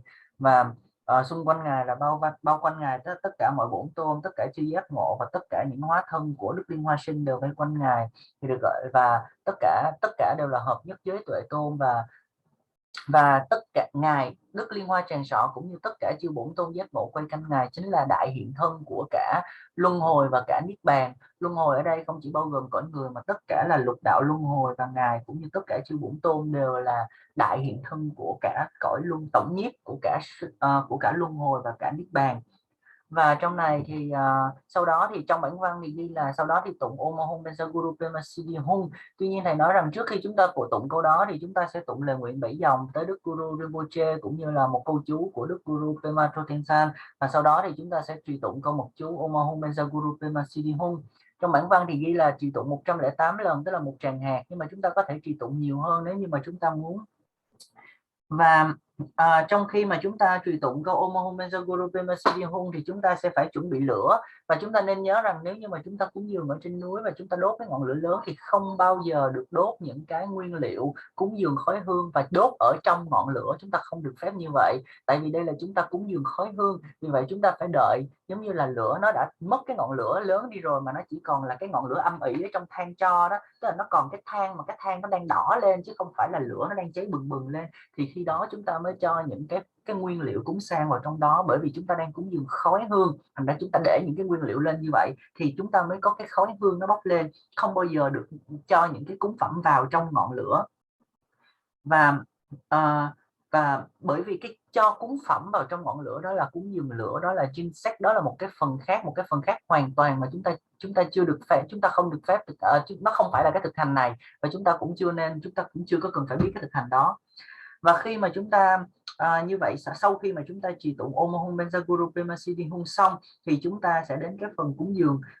Chúng ta sẽ chuẩn bị những cái phẩm vật để cúng dường, và chúng ta sẽ phải tịnh hóa những cái phẩm vật này bằng cách là tại vì nếu như chúng ta không tịnh hóa thì tất cả những cái phẩm vật mà chúng ta cúng dường nó sẽ bị vướng vào những cái chấp niệm của chúng ta, và bất cứ những cái gì mà chúng ta làm, tất cả những cái phẩm vật chúng ta cúng dường, dù là tới chư trí tuệ tôn hay là tới đạo sư chúng ta, hay là những cái gì chúng ta bố thí những người nghèo, nếu như nó còn vướng những cái chấp niệm, những cái ngã của chúng ta trong đó, thì những cái công đức hay là những cái thành tựu chúng ta có được chỉ là những cái công đức hay là thành tựu thuộc về thế tục, hay còn gọi là những cái thành tựu thông thường mà thôi.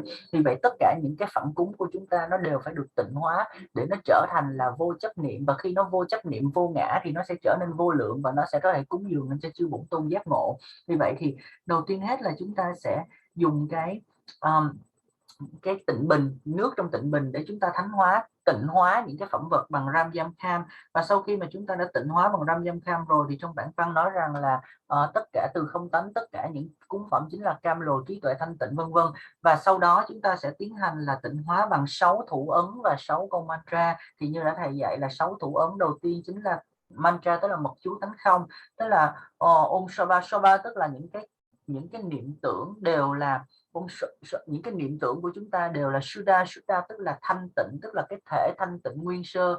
Và Sawa, Sawa tức là tất cả. Dhamma, Dhamma tức là pháp, tất cả pháp. Pháp ở đây nó bao gồm là tất cả mọi hiện tướng, tất cả mọi hoạt hạnh, tất cả mọi thứ nó hiện diện nó đều gọi là pháp. Thì tất cả pháp, cả về những niệm tưởng của chính chúng ta hay là tất cả mọi pháp bên ngoài, nó đều là sự thanh tịnh tuyệt đối, nó đều là cái trí tuệ nguyên sơ thanh tịnh tuyệt đối. Và khi đó thì chúng ta sẽ có cái thủ ấn về thủ ấn không tánh, giống như là thầy hướng dẫn lúc nãy. Và sau cái câu mật chú đó thì đó chính là đến chúng ta sẽ tịnh hóa bằng ôm a hung 3 lần như vậy. Và sau khi ôm a hung 3 lần, chúng ta sẽ tới cái câu mật chú được gọi là câu mật chú hư không tạng. Đó là cái câu mật chú này thầy cũng đã hướng dẫn cái thủ ấn rồi, tức là sau cái câu mật chú này, sau khi chúng ta tụng xong thì nó sẽ có câu là tất cả mọi cúng phẩm đều trở thành vô lượng cúng phẩm và tràn ngập hư không và làm thỏa đầy đã đầy tất cả những cái nhu cầu của tất cả những vị khách. Và sau đó chính là cái câu tịnh hóa về tịnh hóa để mà cái nước cúng phẩm hoặc là cúng phẩm nó sẽ trở thành cam lộ. Đó chính là câu một chú Omen Amvita Kunali Hana Hana Hung Pet, thì thầy cũng đã chỉ cái mudra đó rồi. Và sau đó thì tất cả nước sẽ chuyển hóa thành cam lồ, và cam lồ này sẽ tịnh hóa và an dịu tất cả những cái đau khổ của chúng sinh. Và sau đó chính là cái câu một chú để mà giống như là chúng ta thỉnh mời chư vị đến để thọ dùng cúng phẩm, đó là Om Namah Sawa Tathagata Avalokite Om Sambara Sambara Hung. Thì thầy cũng đã hướng dẫn cái mudra đó rồi. Thì sau đó nó sẽ là sau khi mà chúng ta đã tịnh hóa cái phẩm cúng trở nên vô lượng hư không, nước trở thành cam lồ, và sau đó là biển mây cúng phẩm sẽ trở nên vô lượng vô lượng vô lượng, và tất cả chư vị đến thọ dùng sẽ không bao giờ hết. Và sau đó chính là cái câu mật chú Om Jana Avalokite vân vân. Thì cái câu mật chú này đó tính là sau khi thọ dùng thì tất cả những chư bổn tôn, tất cả những cái vị đến thọ dùng đều trở nên rất là thỏa mãn và đã đầy bởi những cái cúng phẩm này. Và cuối cùng là cái câu mật chú cuối cùng là câu mật chú thứ 6 là Namasamanta Munchanama Raheshuri Prabhanchati Soha. Thì câu này tức là sau khi mà họ đã thọ dùng cúng phẩm, họ rất là hoan hỷ và họ sẽ sẵn lòng họ bước vào trong những cái hoạt hạnh để mà hỗ trợ cho chúng ta. Thì đây gọi là 6 câu mật chú và 6 câu cúng dường. Và quay trở lại với phần tự quán tưởng, thì trong bản văn ghi là tự quán tưởng, nhưng chúng ta không nhất thiết là phải tự quán mình là Đức Đạo Sư Liên Hoa Tràng Sọ, mà chúng ta có thể quán là trước mặt chúng ta trong hư không, trước mặt chúng ta chính là Đạo Sư Liên Hoa Tràng Sọ, bao quanh bởi tất cả chư bổn tôn của cái Mạnh Đà La của Ngài, trong cõi núi đồng của Ngài, tất cả những hóa thân của Ngài, và bao quanh nữa tức là tất cả những chư hộ pháp và tất cả những vị thần tinh linh địa phương vân vân. Nếu như chúng ta muốn phân tầng ra theo đúng thứ tự, tức là trên cùng đó chính là Đức Liên Hoa Tràng Sọ cùng với tất cả chư bổn tôn giác ngộ, phía dưới các ngài đó chính là những chư hộ pháp, mà ở phía trên là những chư hộ pháp giác ngộ, những chư hộ pháp chính yếu, và phía dưới là những chư hộ pháp những chư hộ pháp thế tục hoặc là những chư hộ pháp thấp hơn, những từ tùy tùng chư hộ pháp vân vân. Và phía dưới nữa đó chính là những thần tinh linh địa phương. Thì chúng ta có thể quán như vậy ở trước mặt chúng ta, chứ không có nhất thiết là tự quán tưởng, mặc dù trong bản văn ghi là tự quán tưởng. Thì chúng ta sẽ tiến hành thực hành như vậy. Yes, Rinpoche.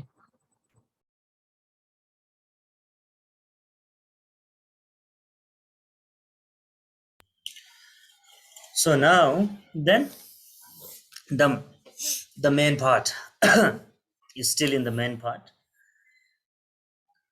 Drum rinchen na so tang men ya so jikden se ben de tam je zen ju me shen du ze chen la ben na so chu ben de gru chu ba de la ma yedam tra ki chu son da chu je ge we kil ko chi ne da zamle je da rik tuk len chan jon ke bar da ge che chok so ku shin ne tong par che zom be jun bo da milam ta se ngen da teng ye de ge maru chun chu da bo da se da ne da nor ki len cha chen da nyen de po shin mo shin da ju te ra chung sin jamanam len cha mar bo me len jel de se rama yi la kang de ge cha chi sin nam ka ne ge par ne de be yon de se ba me ba mo da ge tu sum sa be dik jik da Kuncho deshin korla cheba nam jinse mejo deye ta gyurji meche nasi kamwe dulchan kunsan chobe chimpo miseba yaweshin kam yongla kyab gyurji meche yeshe wange chochin se riru narmen ne so kyab gyurne kamsum korban jallu wekur rokun changjum nyingbor sangye sho om a hung she rusum ya tong so gang drup thar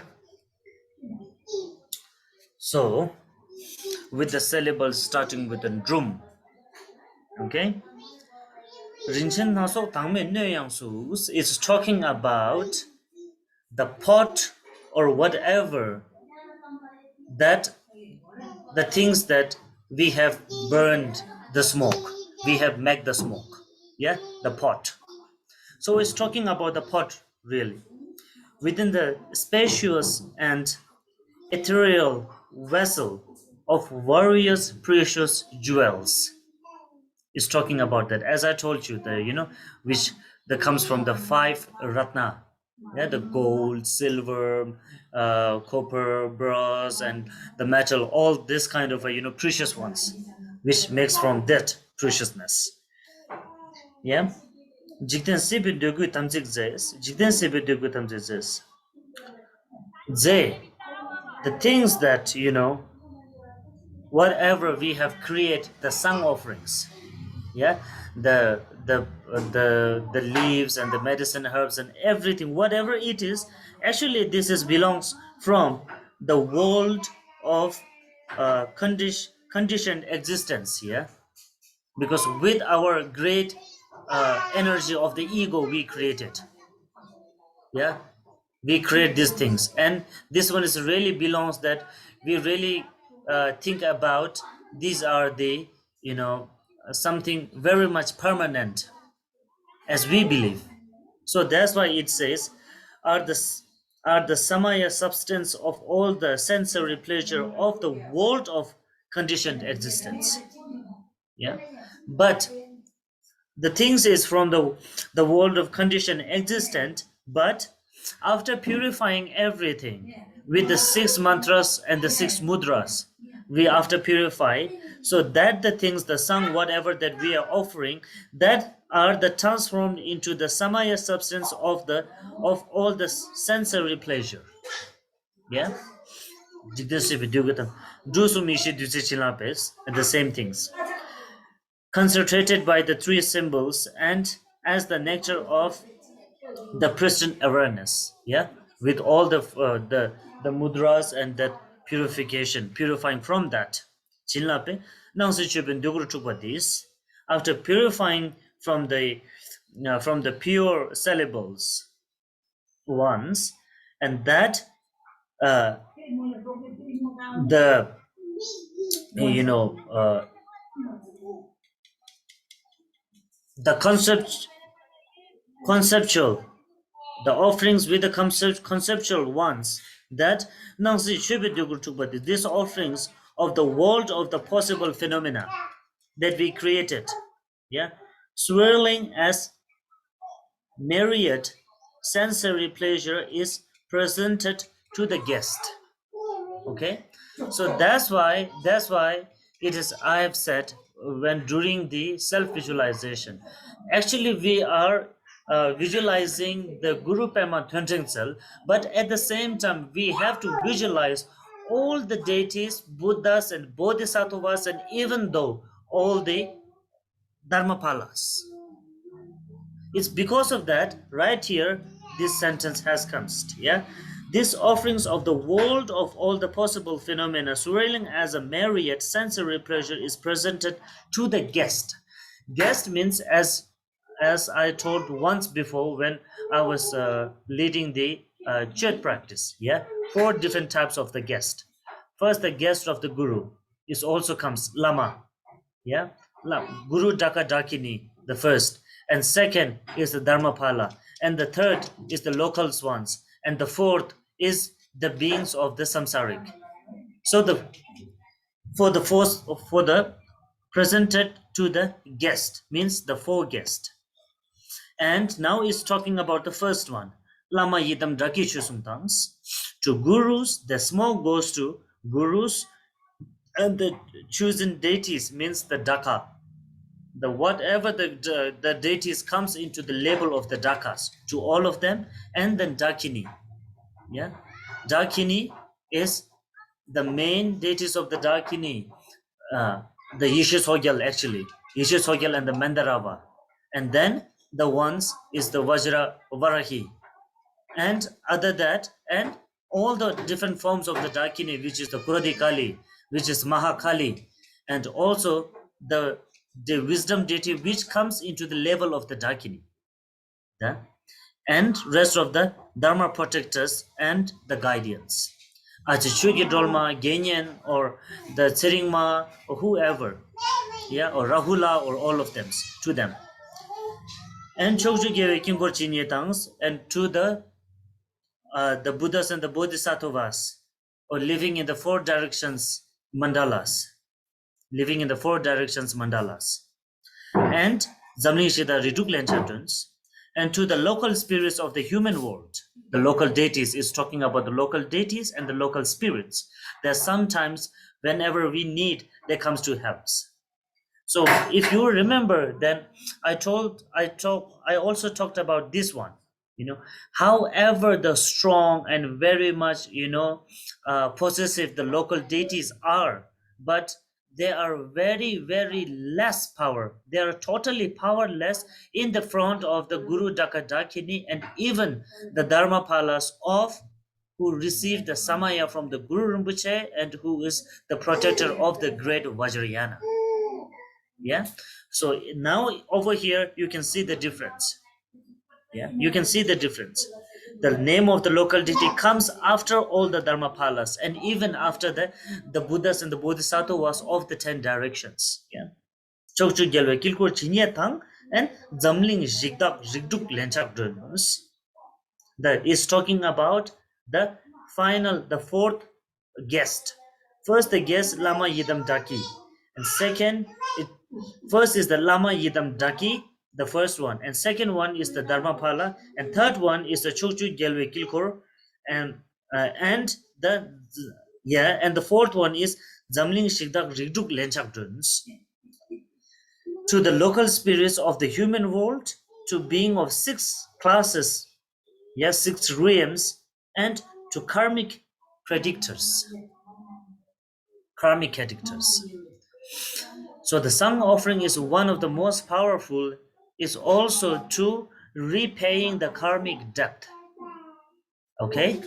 Sung is the most power, and the one of Sung is the powerful one to repaying the karmic debt, and very easy way to repaying the karmic debt.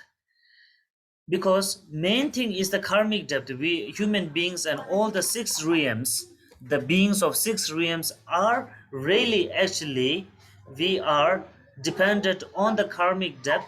Therefore, we are in the samsara. This is the one of the main things that why we are in the samsara, because we couldn't be able to pay all the karmic debt, because we really don't know what are these karmic debt that until now we used to have. So therefore, because of that, we are in the samsara. And the Sang also helps to repay the karmic debt. So, and classes of the karmic creditors. And Kebar Dag is set of sokushings. And now the Sang is also the offerings and the generosity to giving to those one. In the particular, this is offered to those spirits who would rob me of longevity and steal my life forces. Yeah, this usually happens in our daily life when we travel to some remote area, when we go to some places, due to our the unbalance of our luck and our kind of energy, our humanity energy, then those spirits comes to steal our life, or they come to steal our longevity. This happens a lot. So that's why this is also offerings to them to bring back or to give back our longevity and our life that they have taken from us. They also take, because of, according to our karmic debt, they take our life. Karmic debt, as I also said before many times, karmic debt never comes like paying, is something like paying a bank loan. It's not like a bank loan paying. It only comes from the money. Karmic debt also that we have to pay from our life, our longevity, our success. Yeah, they also take our karmic debt, our success also. So that's why it has very much has to be careful in that. That's why we said karmic debt is a very, very difficult to pay. And now we have a time and opportunity, in our hand. We have many methods, the way of paying the karmic debt through the sung practice, through the sur offering. So that time, however, we have to be very much confident, and we have to be very much sure that we can do it. We have to do it, and however, as soon as possible, we have to pay uh, without just wasting our time. So that's why Khebardagi Choto Sobushis and Netong Parche Zombi Jumbo Tangs, and who would make me ill or create obstacles for me. These are also the spirit, the local spirit, as that we really strongly believe a local deity, because they have some kind of a more powerful than the human being. So that's why we believe them as a local deity. But actually, that all of them are equal. That comes in the local spirits actually. Local deity or the spirits, it's same.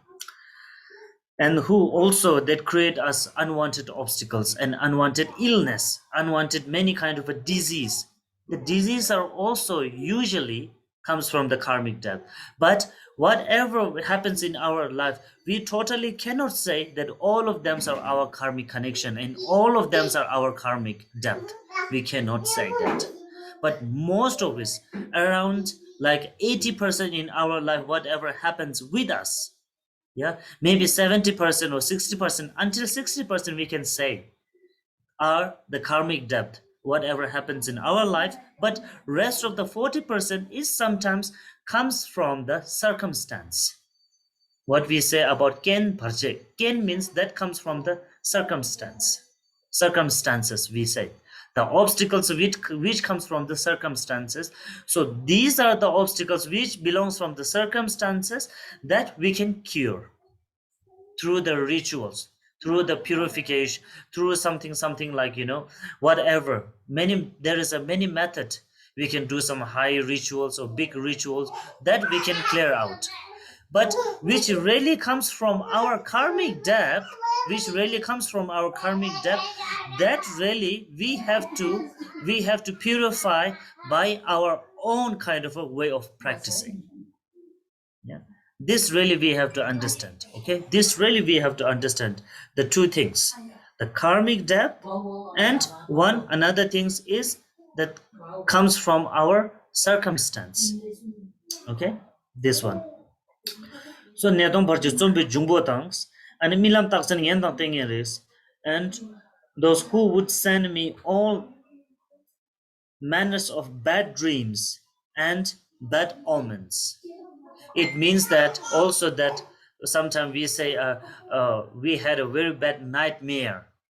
So these nightmares also is the result of our activities, the day activities. And dege marun chuntrul dapotangs and offering. Okay, you can translate this much first. Dạ thưa thì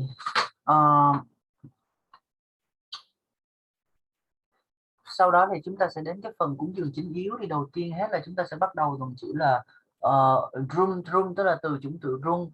Thì cái tiếp theo tức là trong bình chứa mênh mông bằng tinh túy bảo châu. Cái bình chứa này tức là ý nói là cái đồ mà chúng ta để đốt những cái cúng phẩm á, thì như thầy nói ban đầu là cái đồ mà chúng ta đốt cúng phẩm thì nó nên tốt nhất là nó nên được làm từ 5 cái loại chất liệu quý giá như thầy đã nói từ đầu: vàng bạc, rồi đồng, rồi vàng bạc, đồng, ngọc trai hoặc là san hô vân vân. Thì cái thứ dùng để đốt đó thì thành ra trong này nói là trong bình chứa mênh mông bằng tinh túy bảo châu. Thì trong cái bình chứa này thì nó chứa cái cúng phẩm, mà cái cúng phẩm cái cúng phẩm này đầu tiên hết chúng ta phải nhớ là nó đến từ cái cõi giới của chúng ta lấy nó trong cái đời sống hàng ngày của chúng ta, mà tức là nó đến từ những cái đời sống thế tục, nó vướng vào những cái chấp niệm của chúng ta. Nhưng mà cái cúng phẩm này thì nhờ vào cái việc mà chúng ta đã tịnh hóa nó bằng ram yam kham, bằng ôm ma hun, bằng 6 cái mật chú cũng như 6 thủ ấn, thì nó trở thành những cái cúng phẩm mật nguyện, tức là những cái cúng phẩm samaya.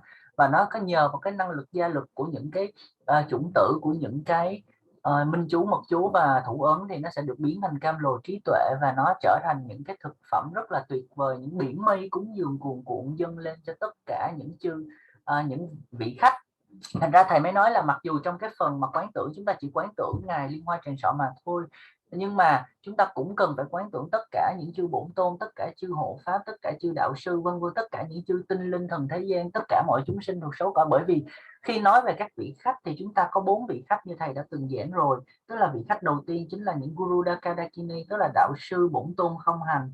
Nhóm khách thứ hai tức là tất cả những chư vị hộ pháp. Nhóm khách thứ ba đó chính là tất cả những chư thần tinh linh địa phương, và nhóm khách thứ tư đó là tất cả những chúng sinh trong lục đạo luân hồi này. Thì chúng ta sẽ trình tất cả những cái cúng phẩm này lên, dâng lên như biển mây cúng phẩm dâng lên cho tất cả chư khách, chư 4 vị khách này. Thì giống như trong bản văn thì nói đầu tiên hết là con dâng đạo sư bổn tôn Dakini hộ pháp, sau đó là dâng cúng đàn tràng chư Phật khắp 10 phương. Đó chính là cái nhóm khách đầu tiên. Và nhóm khách thứ hai tại có chư hộ pháp trong đây, và tiếp theo đó là cúng thần bản địa, cúng chủ nợ sáu cõi. Tức là đây là nhóm khách thứ ba của chúng ta, tức là tất cả những chư thần địa phương, chư tinh linh, chư thần những cái vị vô hình mà sống xung quanh chúng ta. Đó chính là đặc biệt hết là những cái người mà chủ nợ sáu cõi của chúng ta. Tức là tại vì trong đời sống của chúng ta tất cả mọi chúng sinh đều vướng phải những cái nợ nghiệp, và vì vướng phải những cái nợ nghiệp nên chúng sinh cứ phải còn ở trong luân hồi, tại vì chúng sinh chưa thể nào mà chúng sinh trả hết được cái nợ nghiệp đó. Và vì vậy thì chúng ta cần phải trả những cái nợ nghiệp đó, và cái cúng dường khói hương chính là một trong những cái phương pháp rất là hữu hiệu và dễ làm để mà giúp cho chúng ta trả được những cái nợ nghiệp đó. Và tiếp theo là có nói đến là những cái kẻ muốn đoạt mạng và rút kiệt sinh lực của con. Thì tại vì cái việc này nó xảy ra rất là thường xuyên, đặc biệt là khi chúng ta đi đến những cái vùng hoang sơ, những cái vùng bị bỏ hoang, thì thường nó rất là nhiều những cái tinh linh hoặc là những cái quỷ ma ở nơi đó. Và những tinh linh này thì thường sẽ cướp đi những cái sinh lực hay là cướp đi cái thọ mạng của chúng ta. Mà thường mà lý do tại sao mà họ có thể cướp đi những sinh lực hay thọ mạng của chúng ta, nó cũng đến từ cái nợ nghiệp của chúng ta mà thôi. Và vì vậy thì chúng ta cũng phải trả những cái nợ nghiệp này. Và như thầy nói, nợ nghiệp không nhất thiết phải trả bằng vật chất, bằng tiền của, mà đôi khi nó phải trả bằng thọ mạng, bằng sinh khí, bằng phúc khí, bằng may mắn của chúng ta nữa. Và vì vậy nó rất là khó để trả được những cái nợ nghiệp một cách thông thường. Tuy nhiên đối với những hành giả như chúng ta có những cái phương tiện như là cúng dường sen, Basnik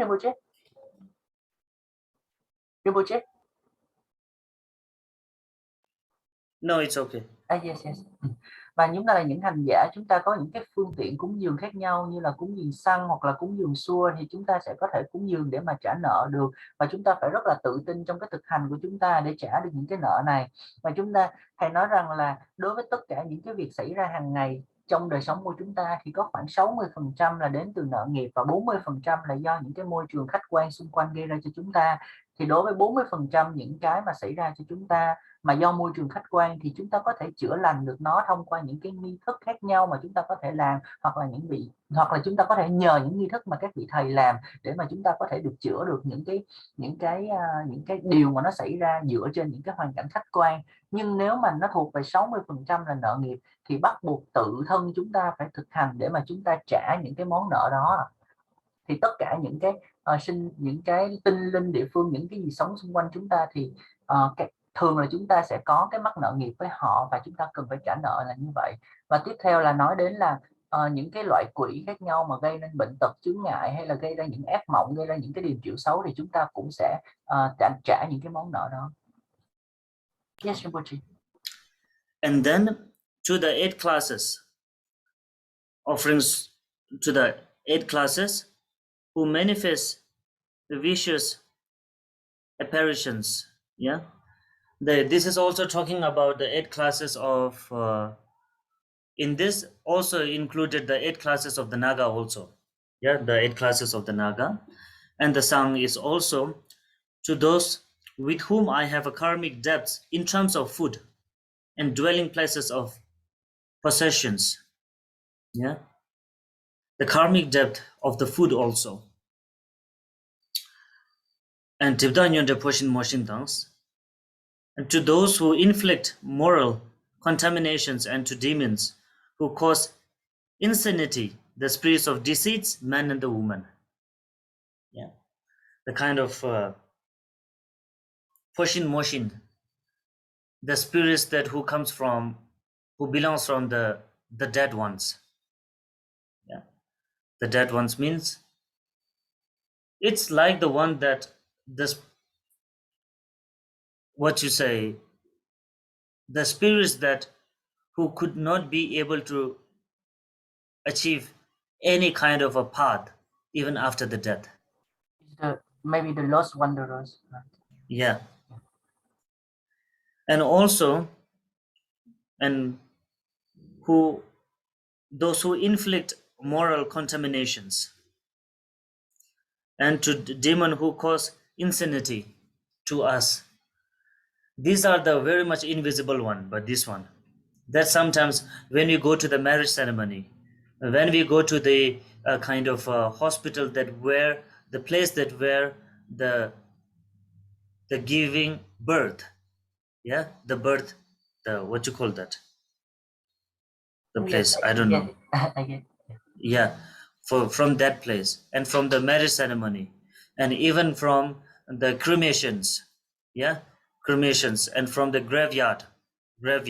So from that, this kind of a things that we received, we get it, the we affect from these things, inflict moral contaminations. And then Tewu Theura Tongsin Demonams, the Drevo demons, Theurang spirits, and the demons and demoness of the marketplace. It means the demons which it's talking about, the witch. Yeah, actually the witch and the Tewu Theurang. It is written the Tewu Theurang, but it is not mentioned because there is, I think, there is no translation into the English.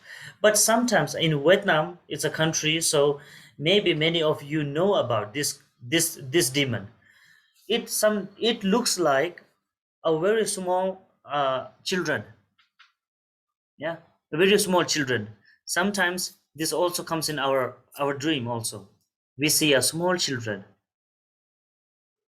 small baby. It's like a, very small, like a 1 feet. It has not more than a 1 feet. Yeah, it's a very small, like 1 feet, a very small baby. This is also one of the, it calls the theorem. It's a demon of children, it's a demon of babies. And to us also, sometimes in our dream, or maybe sometimes in some very very secret and remote area, and very silent remote area, we can see them sometimes. Unfortunately, we can see sometimes it happens. So demons, the theorem is like that, very small. It's in the form of the baby, small children. And Tongsin demo means the demons, I mean the witch, which goes around the village, yeah, which always roam around the villages to come to harm us, the demon, I mean the witch. And lensa marbo melanjal decides, and our the karmic depths are settled and burned up in the crimson flames. So all these things and giving and offerings, the smokes offerings to them, first to the Guru Dakini and all the high levels of, and then later after giving to them and fulfilling their wishes, who are there always dare to harm us. Yeah, from the demon, from the local deities or local spirits, and also from the the fro- the what you call the negative ones, also in a form of human beings. Yeah, this is also clearing out, purifying out the what you called the negative slanders of the human beings too. Yeah, which is, we can say, like the spirits or something negative in the form of a human beings. And then the one most important thing is that lencha marpo. The lencha marpo means what is said. Actually, when it translate the lencha marpo sentence, it says the red karmic depth. Now, why it called the red karmic depth? Because there are many types of the karmic depth. Some karmic debt that we can easily can repay it through some very simple offerings or some very simple things, we can pay it. But some karmic debts are very very much, you know uh, affected to us from the many generations, that in the form we have to pay from our organs, from our blood, you know from our organs, from our blood, and even from our life also. So that's why it called the Lhakhang Marpo, which is the form of the karmic depth is a red color. Yeah, the Lhakhang Marpo means the red. So that kind of a very strong ones that we repay by the burnt out in this crimson flames of the sun offerings. Yeah, and Rangra Yila Kang to Degucharis. And to each of you, to each of the spirits, I dedicate a rain of all that is wished for whatever you desire. You desire my body, you desire my life, you desire my longevity, or you desire my anything, blood, organs, whatever you desire. I dedicate a rain of all through that smoke to fulfill all your wishes. And chisin namka negi parni to dobe yonde seba meba mos. Now is talking about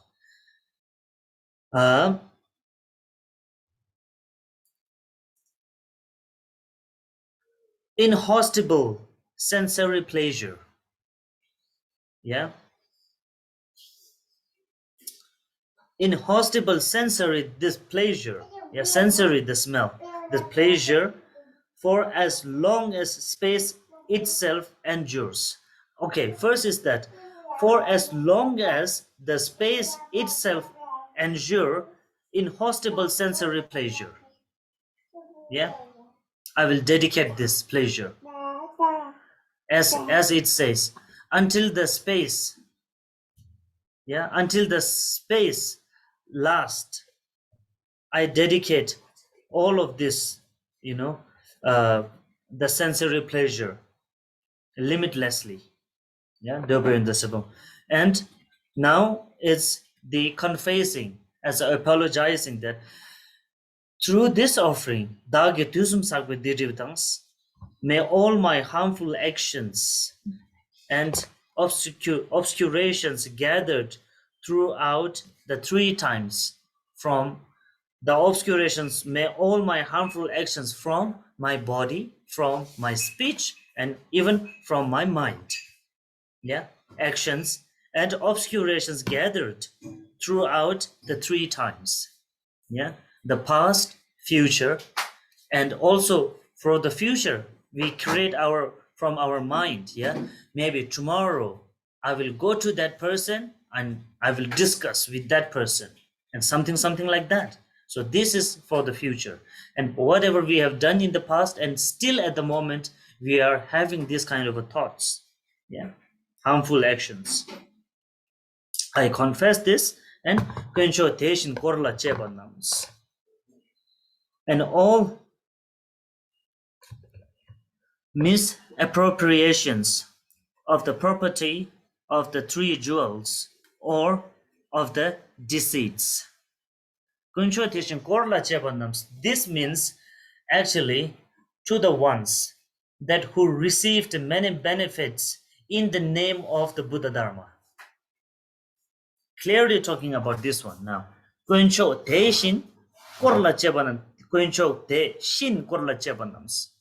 Who received money in the name of the deceased one, but not doing anything. Yeah, and who received many money from the other, in the name of some masters, in the name of, in the name of the Vajrayana or something very high labels.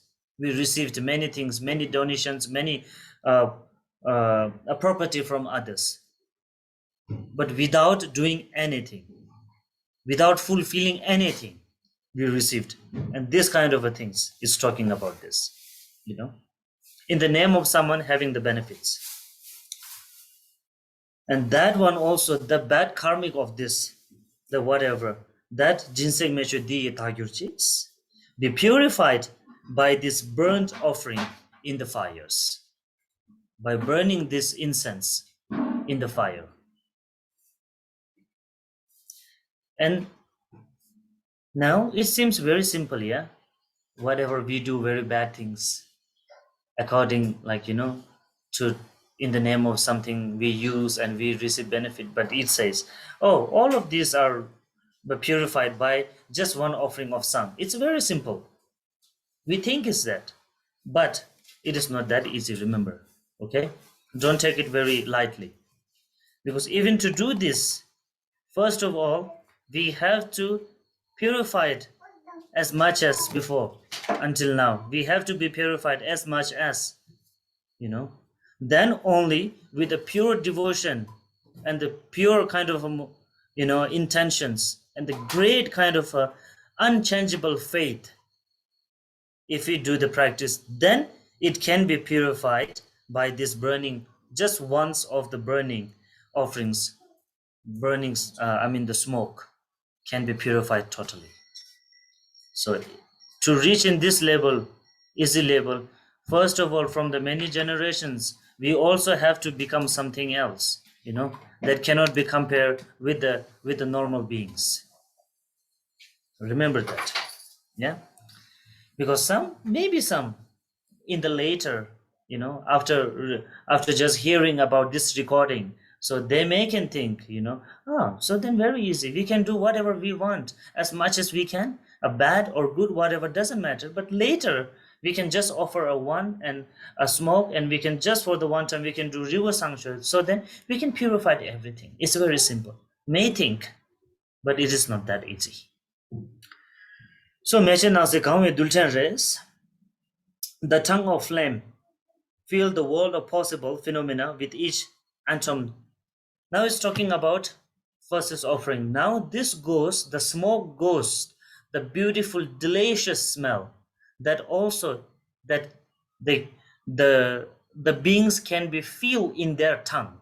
The deliciousness of the smokes that appears to all the 6 realms, and not only to the 6 realms, it appears to all the pure lands of the Buddhas and the Bodhisattvas very deliciously.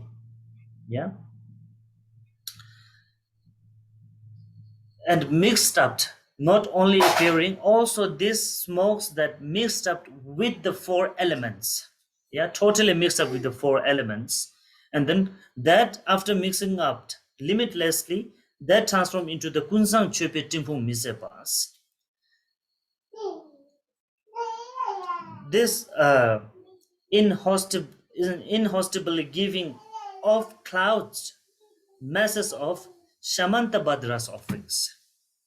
Yeah, with the pure and great visualizations for the smokes. So that can be only transformed into the offerings of Shamantabhadra, as same as the offerings that which Shamantabhadra did. Shamantabhadra does. So it's comparing to now the Shamantabhadras.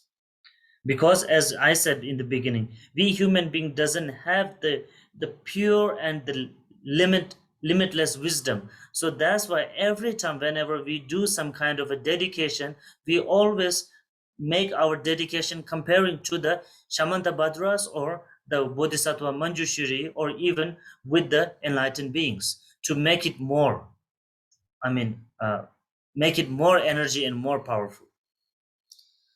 So Gaveshin come young like Jurchix, lest the privilege all the pure realms of victorious one, and Meche Yishe wing introducer. The tongues of flames are raised of offerings and gifts of the 5 precepts of pristine awareness.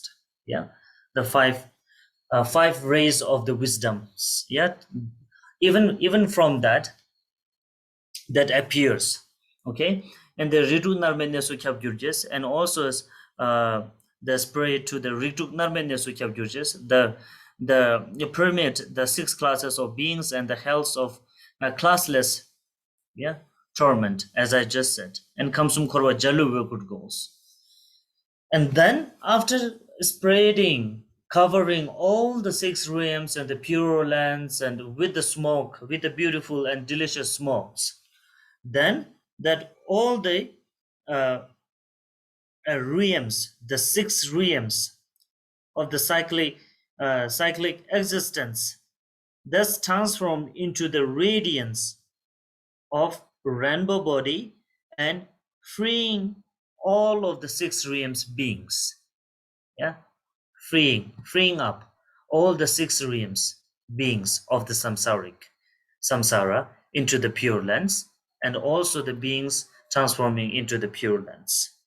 And all are the samsara, the inner and outer realms, the both of them's realms covered by the smoke, and that transform into the rainbow, the radiance of the rainbow.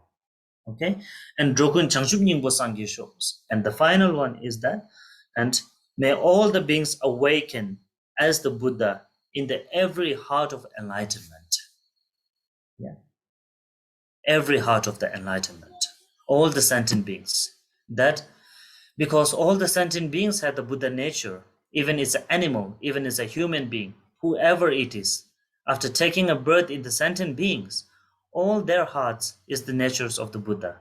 Only that they could not be able to understand the animals beings. But still we human have the opportunity to understand. But until we are not be able to born in the path of the Buddha, it's a very difficult to understand the Buddha's nature. So that's why we say that whoever has born in the Buddha's path, whoever could be able to be in the Buddha's path, this kind of opportunity, it's more rare than the searching you know the searching star into the daytime. Yeah, because this is an example that in the daytime we couldn't be able to see the star. It's a very rare. So, but this kind of opportunity to be born in the Buddha's path, in the Buddha's time, in the Buddha's period, and even that we have everything complete in our body. Yeah, all the organs, we are totally very good. We can also have the very understanding, very great mind. So this kind of opportunity is a very, very rare than the searching star in the daytime. Yeah. So that's why the smokes that may all the beings awakens, yeah, they can awake from the negative of the samsaric, and they also could be able to understand, and they could also be able to use the Buddha's nature into the right path, and then every heart, and Buddha's in the every heart of the enlightenment. Okay. So Drokun Changchum Nyingpo Sangye Sho. So then reciting the Om Ah Hum Om Ah Hum Om Ah Hum Om Ah Hum Om Ah Hum Om Ah Hum. And this time during the Om Ah Hum, so then visualizing the first meaning of all the above. Yeah, that offerings to the Buddha, offerings to the Guru Daka Dakini, and then offerings to the 6 guests, and wish all fulfilling of the 6 guests, and then later the smokes appears to the lower realms and into the all 6 realms, into the local deities, local spirits who wants everything from us, and even from that we are fulfilling their wishes, and then we are also paying our karmic debt.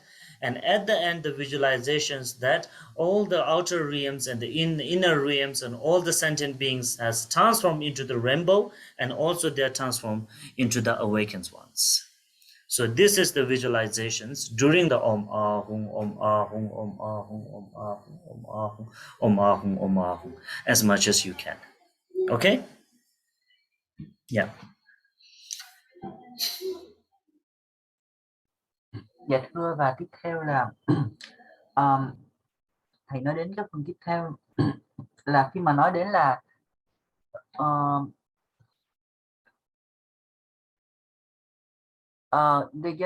tức là sau khi mà chúng ta cúng dường đến tất cả những chư thần địa phương mà gây ra, ví dụ như gây ra những ác mộng hoặc là các điềm triệu xấu của chúng ta, thì sẽ ở đây nói đến là 8 loại tinh linh. 8 loại tinh linh ở đây có ý nói đến là 8 dòng tộc, 8 bộ Naga, 8 bộ Naga, bát bộ Naga, và cũng như là tất cả những cái tinh linh mà gây ra trong 8 bộ Naga đó, và cho tới tất cả những cái ai mà chúng ta mắc nợ về thực phẩm, hoặc là chúng ta mắc nợ về những cái nơi chốn tài sản gì đó, tới tất cả những cái người đó, và sau đó là tới những cái loài quỷ ma mà gây ra những cái sự điên loạn, hoặc là những cái vong linh mà họ không có tìm được, tức là những cái vong linh mà họ không có tìm được cái sự giải thoát sau khi mà họ mất đi, và họ cứ lãng vảng trên cõi giới này và họ gây hại cho chúng ta, thì chúng ta cũng sẽ cúng thí cái khói hương này cho những cái tinh linh đó.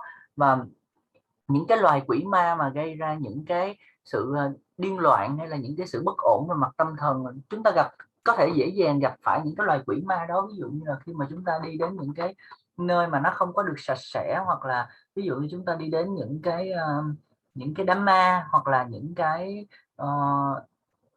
lễ mà hỏa thiêu, hoặc là chúng ta đi đến những cái khu vực bệnh viện mà nó có nhiều những cái những cái năng lượng nó không có được tốt lành, và hoặc là đi đến những cái phòng sanh nở, hoặc là đi đến những cái nơi mà bệnh tật rất là nhiều, thì những nơi đó đều có những cái tinh linh nó gây ra những cái chướng ngại hoặc là những cái bệnh tật về mặt tâm thần của chúng ta, và nó có thể ảnh hưởng đến chúng ta.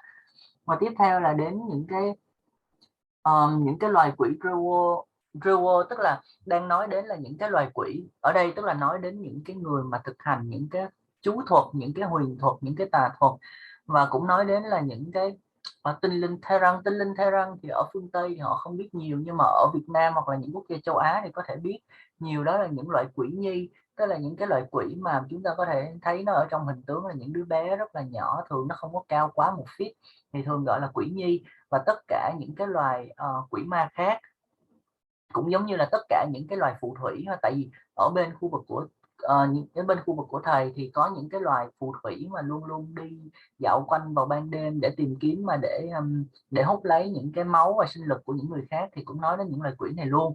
Và tất cả những cái món nợ nghiệp này thì ở trong đây thì họ lại dùng chữ là lên trắc mặt voi, tức là đây là những món nợ nghiệp đỏ. Tại vì thầy nói rằng có những cái nợ nghiệp chúng ta trả rất là dễ dàng, chúng ta có thể trả bằng tiền bạc, bằng của cải vật chất rất là dễ để mà chúng ta trả, nhưng có những cái món nợ nghiệp nó sẽ dai dẳng, nó đeo bám chúng ta từ kiếp này qua kiếp khác. Và để trả những món nợ nghiệp này, chúng ta phải trả bằng thân thể của chúng ta phải trả bằng máu của chúng ta, phải trả bằng thọ mạng của chúng ta, và nó gọi là những món nợ nghiệp đỏ. Thì tất cả những cái món nợ nghiệp này cũng sẽ được tịnh hóa ở trong cái ngọn lửa đang bừng cháy những cúng phẩm này. Và sau đó thì cái phần tiếp theo là tới răng răng di la, tức là tất cả những cái chúng ta sẽ dâng cúng và cúng thí tất cả những cái cúng phẩm này cho tất cả những cái vị khách. Và vì vậy khi mà thầy nói hồi nãy, khi mà quán tưởng, chúng ta phải quán tưởng Đức Liên Hoa Tràng Sọ cùng với tất cả chư Phật, chư Bồ Tát, tất cả chư hộ pháp, tất cả chư thần địa phương và tất cả những chủ nợ nghiệp của chúng ta. Chúng ta sẽ dâng cúng và cúng thí tất cả những cái cúng phẩm này lên cho họ với những cái diệu dục nó vô lượng và nó đủ đầy hết tất cả những cái căn của họ. Và từ bây giờ cho đến khi hư không này còn tồn tại, tức là luôn luôn nó đầy tràn những cái cúng phẩm này cho tới khi mà hư không này nó vẫn còn tồn tại, thì cái cúng phẩm này sẽ tiếp tục dâng lên cho những vị khách đó.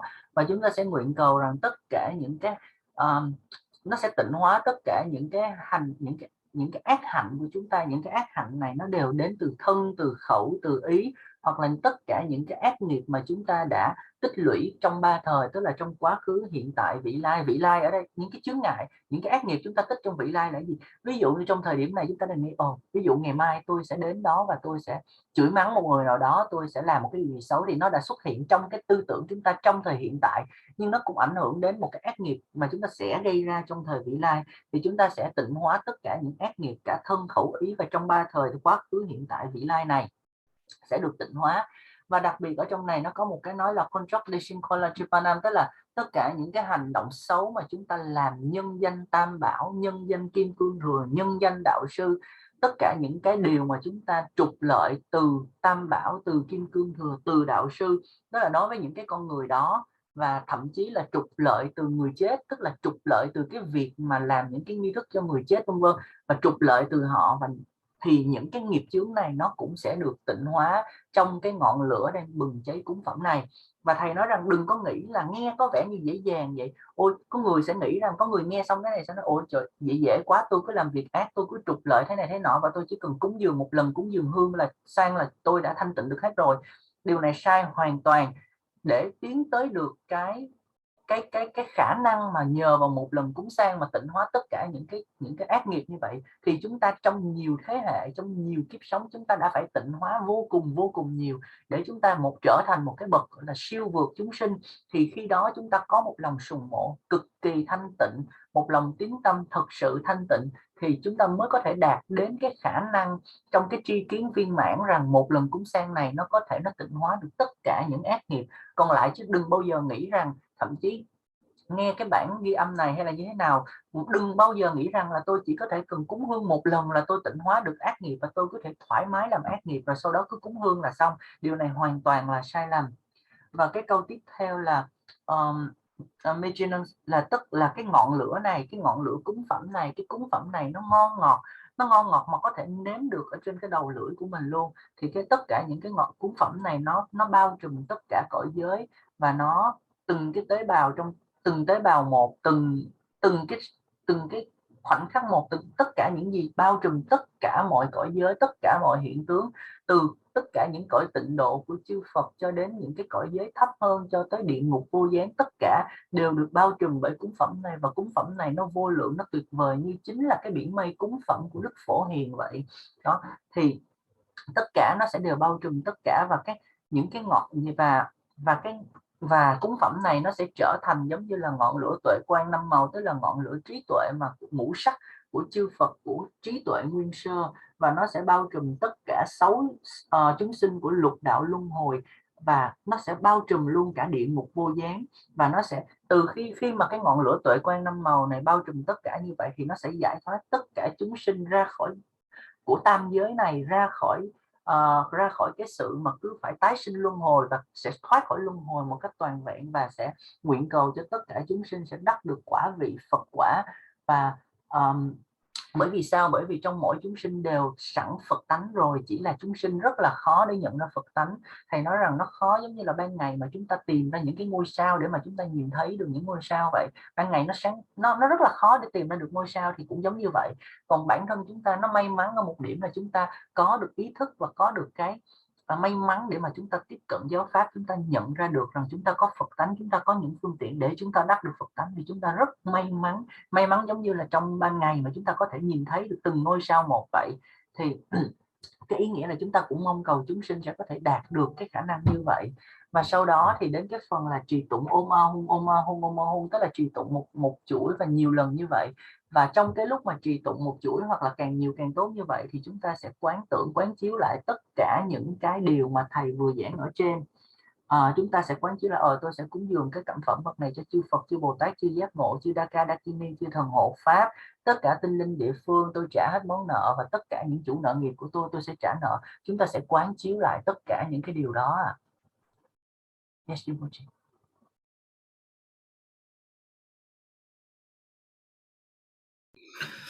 Okay, so then reciting the Om Ahung, Om Ahung, Om Ahung, not fast, slowly.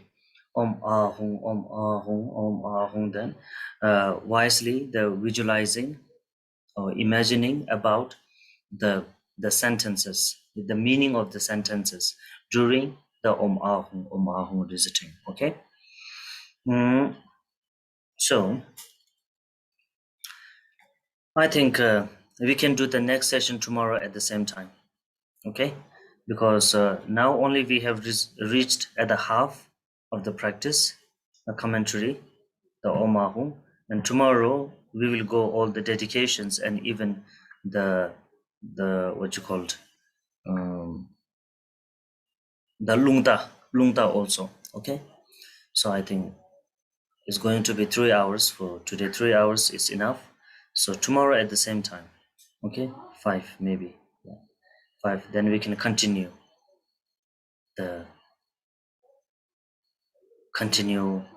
I hope so tomorrow will be the conclusion.